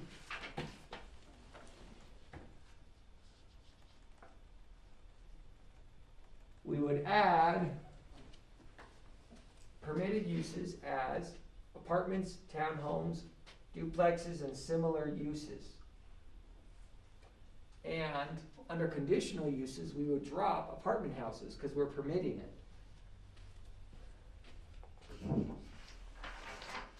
And we would drop condominiums, duplexes, and townhouses under the CUP because they'd be permitted. The rest of the section would remain the same except for the development standards. Development standards pertain to how large the lot can be and what the setbacks are. If the commission is in support of the urban residential idea, I'll spend some more time diving into E to give you some more clarification of what's suggested on the setbacks. If you have more dense housing, you should have smaller setbacks, because otherwise you limit your ability to use the space. And you should also be allowed to have smaller lots. So that's where we're at. I would suggest, I don't know if we're ready to move forward with this. I would suggest that you take this and you sit on it, you think about it, mark it up, say what you like, say what you don't like about it. Because essentially what I did is took R7, 10, and 14 and just crossed out a few things. But that may not be what you really want. Or you may run it and we move it on. So I have a question. So you mentioned, and I don't know if this is on the next item or this item, but you mentioned allowing apartments or living above commercial buildings. You mentioned that a little bit ago. That's correct. So is that gonna be allowed in that whole area? So like. That was C2. So that was, so like our normal residential areas, you're gonna allow commercial buildings to be built in residential areas and allow residents above it? So I think that was only for the C2, not the commercial. Okay, cause he mentioned that whole zone, well, urban area downtown, so which included like from Iowa Street all the way down to 12, you know. But this started off as just Right. along Arizona Avenue. Okay. Correct? This is how this started. So it doesn't include that whole yellow area, Well, right? The initial conversation we had was to consider this area right now, within R7, 10, and 14, which is the urban residential language, it does not allow commercial uses. I could see having it like Arizona down, like the first block, but in the main residential areas, I would be opposed to it. So then what we could do is we create an urban residential zone and then do a strict zoning of an area. Right. We make sure that the language is very conducive for what we want, and then we choose specific areas and rezone the entire section. I see, I would agree to that. But opening that whole, pretty much the whole downtown Holbrook residential area to commercial business, then I would be opposed to that. Right, and I don't think that that was our intent. Okay. And we were having a hard time because you got your R7 here, you've got R7 here, you got R10 here. Those are very different uses, but right now the city code ties them really close together. So that's where we need to sit down and change all that, make it all. That's why we're having these conversations. There are some commercial They're non-conforming operating, uses. non-conforming. Right. Yep, non-conforming uses. And they will be able to continue to operate. Because they're grandfathered. Because they're grandfathered in. If they close down, they can't reopen. Right. If the city is doing proper enforcement, they cannot reopen. And if they go out of compliance with the health department or city codes, they could be shut down, maybe, and then not reopen because you're changing the use. If you sell the property, you can't, something like that, yeah. Okay, so we'll have a further discussion, like again, I think we should do a planning meeting and kind of sit down and go over all this. A work session. Make the work session, yes. A work session. Yeah, Joe, work session, yeah? Absolutely, if that's what you'd like to do. I would suggest that you take that as our first draft and we start working on it. Okay. I think, yeah. All right, moving on. I have one Yes. suggestion. Yes, sir. Okay, I really like where everything is going, because R7 should be changed. On the line item number 3, it says apartments, townhomes, and duplexes. I would take out the word duplexes and put multiple family dwellings. Okay, That way, somebody can't just like, well, it's gotta be duplexes, because that's the only thing, well, I think it's easy, just put multiple family dwellings, and then with the square footage we put in, everything will just still have to comply. okay. Yeah, that's a good idea. And that's, I think, at our work session, we can bring that in and make those amendments. I think that'd be great. Great, that's all I have on that item. Okay, then item number C, modification, is that kind of the same thing, R7, 10, and 14? Very similar. Let me pull up that specific document that you have in your packet. And in that example, I essentially keep it the same and just drop R14 because R14 doesn't exist. So if we're gonna be modifying sections of the code, we should explore dropping R14 unless you wanna keep it in there. But, right now, I'm not aware of it being used at all. Okay. So if I may, I will bring this back at a future meeting for you to discuss further. Yes, thank you. All right, moving on to item D, text amendment C2. Now, commissioners, this goes right to what Stantec provided us. They suggested that we consider a text amendment, which means that you modify the language of a specific code, which is similar to what we did in B and C. But this time, reference the document specifically from Stantec.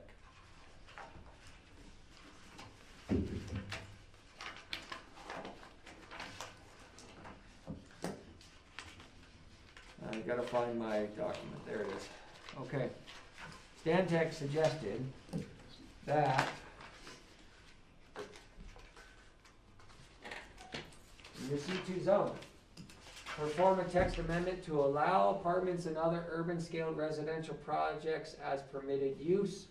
Take it out of conditional use permit. Specifically allow standalone apartments in the C2 zone, no mixed use requirement, whereas right now, you have to have commercial on the bottom and apartment on the top, or house on the top. And require buildings to be oriented along the public right-of-ways to achieve a traditional form. Those are the text amendments that Stantec suggested for C2.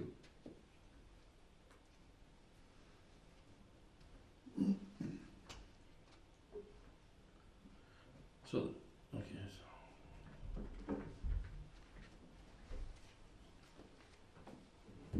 an urban scaled residential project as permitted. I guess we'd have to explain what is an urban scaled residential project. That's correct, we would need to add that definition. If we make modifications, we need to make sure that other sections of the city code are updated so that they're in support. Okay. Would this be again put into our work session? We'd have to review all this before. We can discuss this now, or we can discuss it at the work session, it is your choice, commissioners. I'd rather sit down and spend some time to look this over before we make any amendments on it. And look through the current zone and stuff on it. That would be my recommendation, but it's up to the commission. Well, it would have been the perfect meeting for it, but we took a long time with the first part of the meeting. Right, I agree. And it was like, yeah. So I understand everybody's tired, and because of that, I'm actually in agreement with you. Otherwise, if we had time, I'd want to talk about these, but I'm in Mexico, and I really don't want to talk anymore on the phone. So I'm with you on, we'll put this off to the next meeting. Okay. And I agree. I think we should, again, sit down with a work session, go over all these changes in our code that we're recommending, and go from there on these changes. Okay, I'll move on to the last item. Historical overlay? Historic overlay. So we talked about at a previous meeting that our zoning map shows zoning. Nope. Where is it? Oh, it's this one. This is zoning. Our railroad commercial district is our historic district right now. And we have in our city code a historic preservation commission that's non-operational. I submitted the request that you as a commission operate as that commission. I have not received response to that comment. But what we can do is other communities will add overlays. So imagine this map, but imagine something on top of it with additional restrictions. You have communicated very clearly you are not interested in making it more difficult to develop in Holbrook, but you want some say so that you don't have a shiny metal structure in downtown historic Holbrook, like we have 2 new ones. Well, They put a brick facade on one of them. they put a brick facade on it. Excuse me, I gave them less credit than they were due. Well, the city of Holbrook probably didn't require them to give a brick facade, but the city can choose to add some of these features to particular areas to help encourage a specific type of development. Let's say that we are the place where aliens visited in New Mexico, and we want all of our structures to be green and aliens to be on the corners. And then we can add that ridiculous criteria to our construction. Any new construction has to have that. That's the type of overlay that you can create. So I can pull examples from other communities like Snowflake and Winslow. But right now, the reason I gave you the Historic Preservation Commission section of the city code is because that's the language you have available. I would suggest you either throw that out completely or you build from it. Take what I gave you, mark it up, say I like this, I don't like this. And then let's discuss it at a future meeting. Or I can go and get you some examples. We can go Flagstaff style, we can go Snowflake style, there's a lot of styles to choose from. You can go Bisbee or Superior. I have a question, not a question, I have a comment. Yes, sir? Okay, I have done a lot of thinking about this, and I'm sorry, Joe, right before leaving town, I said, you better get that thing paid, that map ready to Joe, and I just didn't get it done. But I have done a lot of thinking about it, and I thought the main street that we talked about the last time, from the bridge all the way to the other side of town, and when we put a main street architecture, and that can be pretty, we can come up with some ideas what we want, but it's like, we want it to look like a downtown main street of a small town. What small town? Doesn't matter. But as long as it has some, if you go up to Colorado, you can go see some really cool downtown structures that have some really cool architecture. If you even go to Prescott. They're downtown. They have school. Even our own downtown, we have some pretty cool old buildings. But it should be representative of a downtown district. You know what I mean? It doesn't have to be Route 66. It doesn't have to be anything special, but it should have something that says, hey, I'm a small town, downtown Main Street. I'm not an ugly road.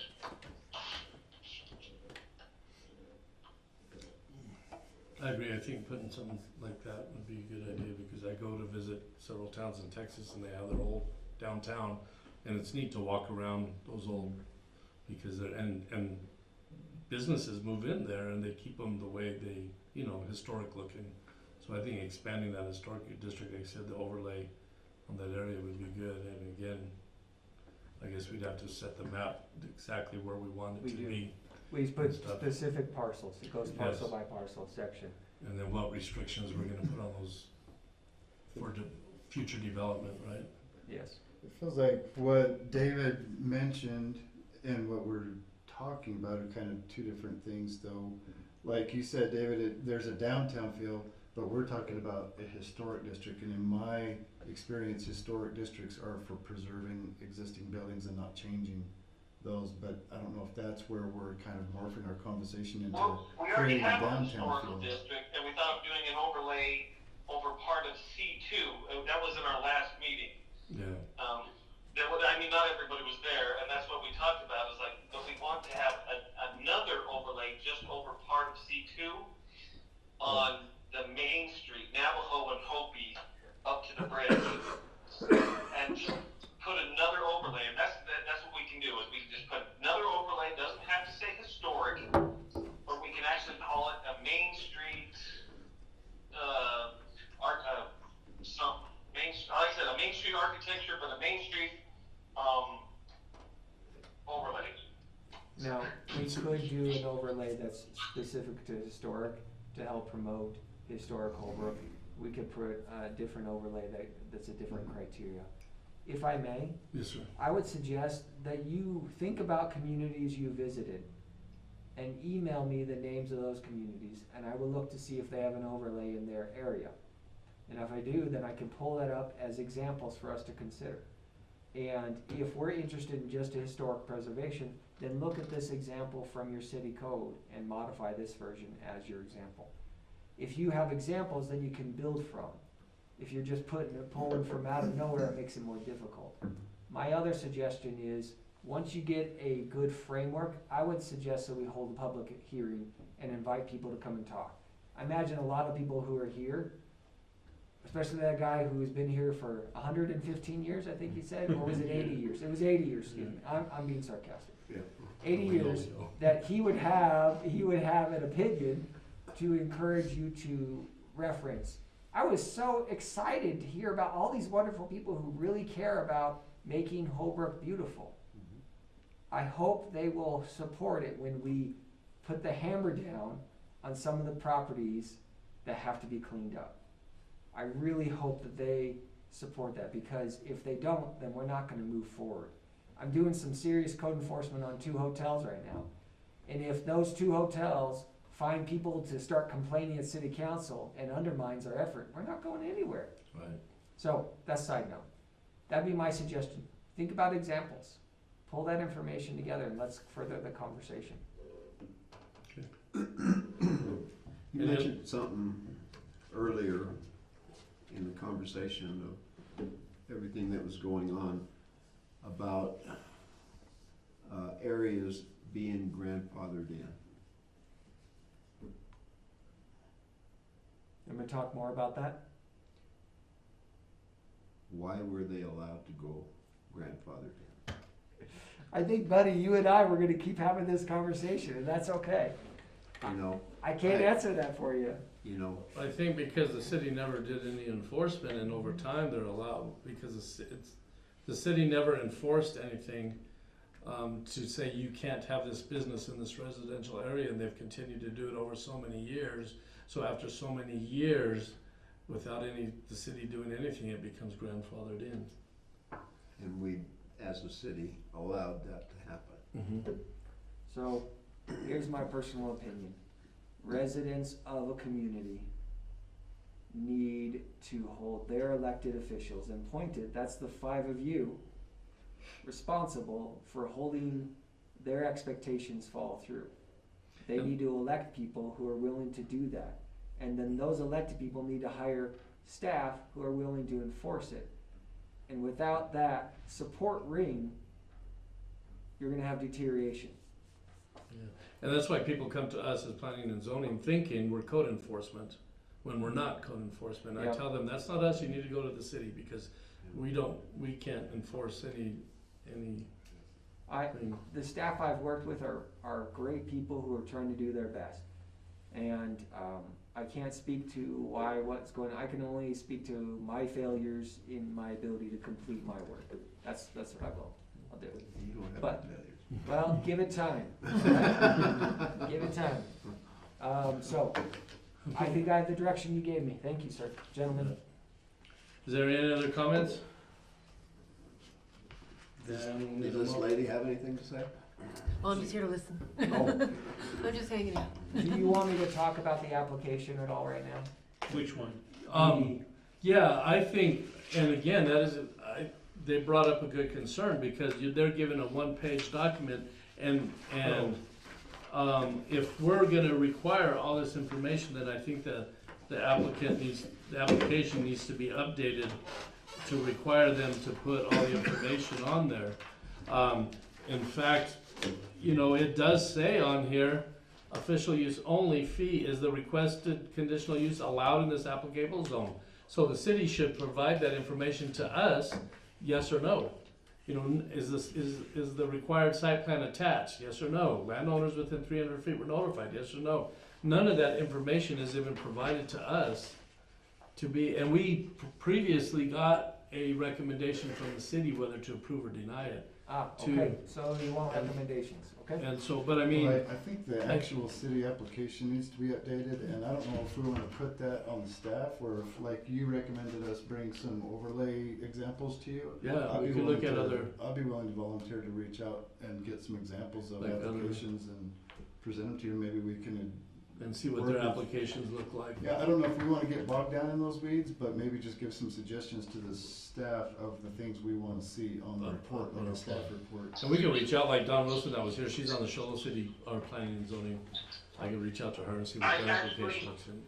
My wife and I have actually my wife reached out to Sholo and she got their information. I reviewed it and was like, whoa, that is so much better. It may be a little bit much for us, but at least it's a full packet. It's not a page, it's a packet that has to be filled out. Mm-hmm. And so I have seen a really good application.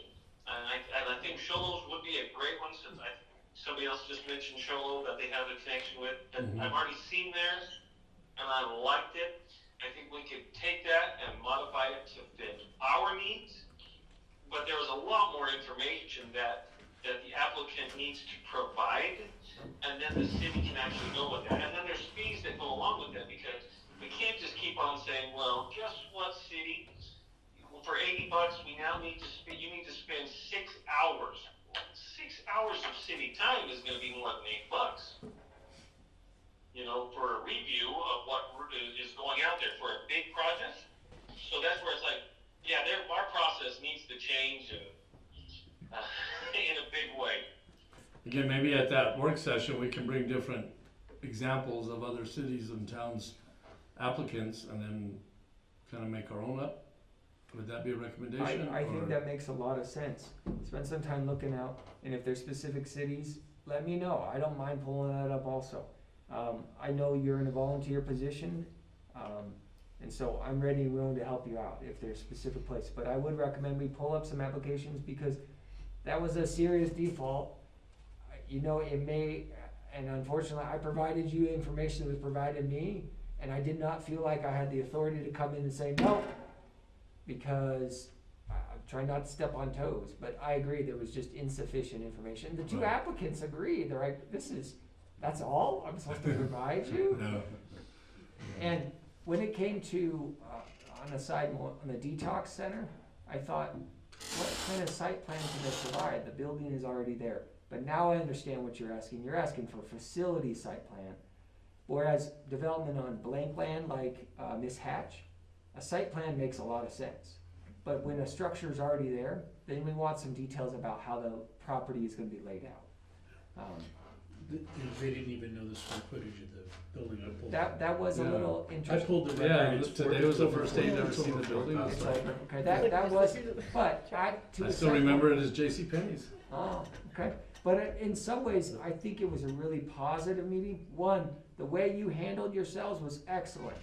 The way the people in here handled themselves was excellent. Nobody was too emotional. Nobody was inappropriate. They got up there and expressed their Well, there comments. was too many cops back there. There were a lot of cops back there. But the applicant made it clear, they want to come to our community, and the community said, we want you to be here. There were people clapping, not everybody, but people clapping said, we want you here, just somewhere else. Right. So that was a good sign. Great So- job. So that location that they proposed, that is gonna be in the heart of our Yeah. historic overlay. And Yes. this type of facility is not conducive to the vision of what a downtown historic area would be. It would be more retail oriented and not what they're proposing. Which And- emphasizes the need for us to get that overlay. Exactly, Right. exactly. Yeah, And that's so a good point, because that's another layer where they would say, we wanna do this here, and I'd say, it doesn't fit the criteria. Right. Go find somewhere else to look. Whereas staff felt, okay, it's a C2, it meets this criteria, let's move forward. But now staff, me, I have some more clarification as to what you want. They were trying to. So I'll need a motion to adjourn and then we can just talk. Okay, very good. Move. We have a motion, is there a second? I second. All in favor? Aye. I Motion is adjourned, meeting is closed. I think we should keep. Well, going. enjoy your trip to Mexico. I think we should just keep David on the phone. Right, we'll keep you on the phone for another We have hour. to be here, you and. Enjoy your tacos. Yeah, right. I'd say margaritas, but I know you don't drink. Bring home some churros. There you go, churros. Don't climb the wall coming back. I can print one. You had a beer, the root? Root beer. Okay, good night. Did Take you care. get any reference, or did you get any response to your article? Yes, I was gonna, I don't know why we keep thinking it's your fault. No, I just wondered. Well, I wanted to say Put it in, Joe. I don't to know. the about probation, that. or to, well, she used to work in probation, and I wanted to say to Dawn, you know, if you guys would throw these guys in jail more often and keep them there longer, we wouldn't have these drug issues. Let them stay in there for 2 years and get over there.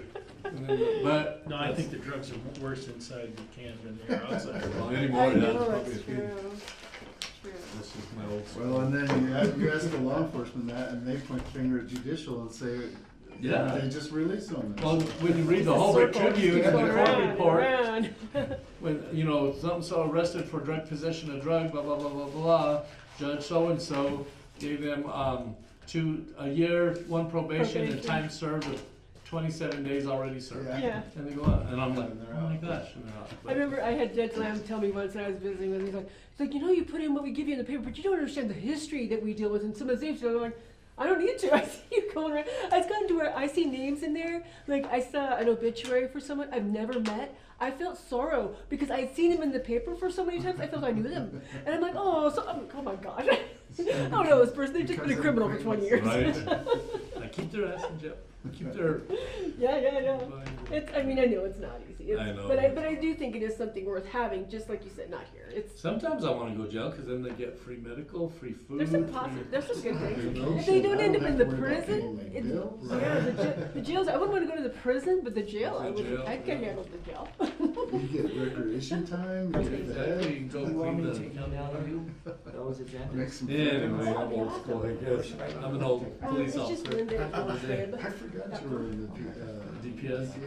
That would be fantastic. I Great. reached Yeah. out I didn't know to that. Lisa, she never got back to me. I don't know if she isn't here this week or she just said busy. Oh, okay. Well, So, like, she is and I always can reach out prompt, to so county maybe I'm like, because I spent she's all that just- time in planning and zoning at the county. Linda If we and want to George get Ria. information from them, I mean, you're at the county, but I Okay, I'll start emailing still you the know a lot agenda. of people that Cool, are in the that's great. permitting. And Thank if you. you want something from the Yeah. agenda, Yeah, just pretty let me know. applications. Yeah, Yeah, we're talking about that would be applications, great. because how we used to process Appreciate it. We'll see you some later. See changes you in guys. conditional use permits Thanks, and we'll all see you that later. stuff is Right. very helpful. We could really just kind of pull some of that in, like David was saying, I don't know if we need to go as far as show though, with their over restricted requirements. Right, but maybe just look at some of their stuff there and you could use some of that. And like he said, he can reach out to different towns and maybe get copies of their applications and see what they look. And we can modify ours to kind of add more information, because you're right, that one-page document. And what got me on these two guys is this guy, the Western Developing States, he's just a land development company. I know who he is. Yeah. He's not a rehab facility person. That's his company, is to buy property and develop it. The investor. Yeah, he's the money behind it, but. Yeah.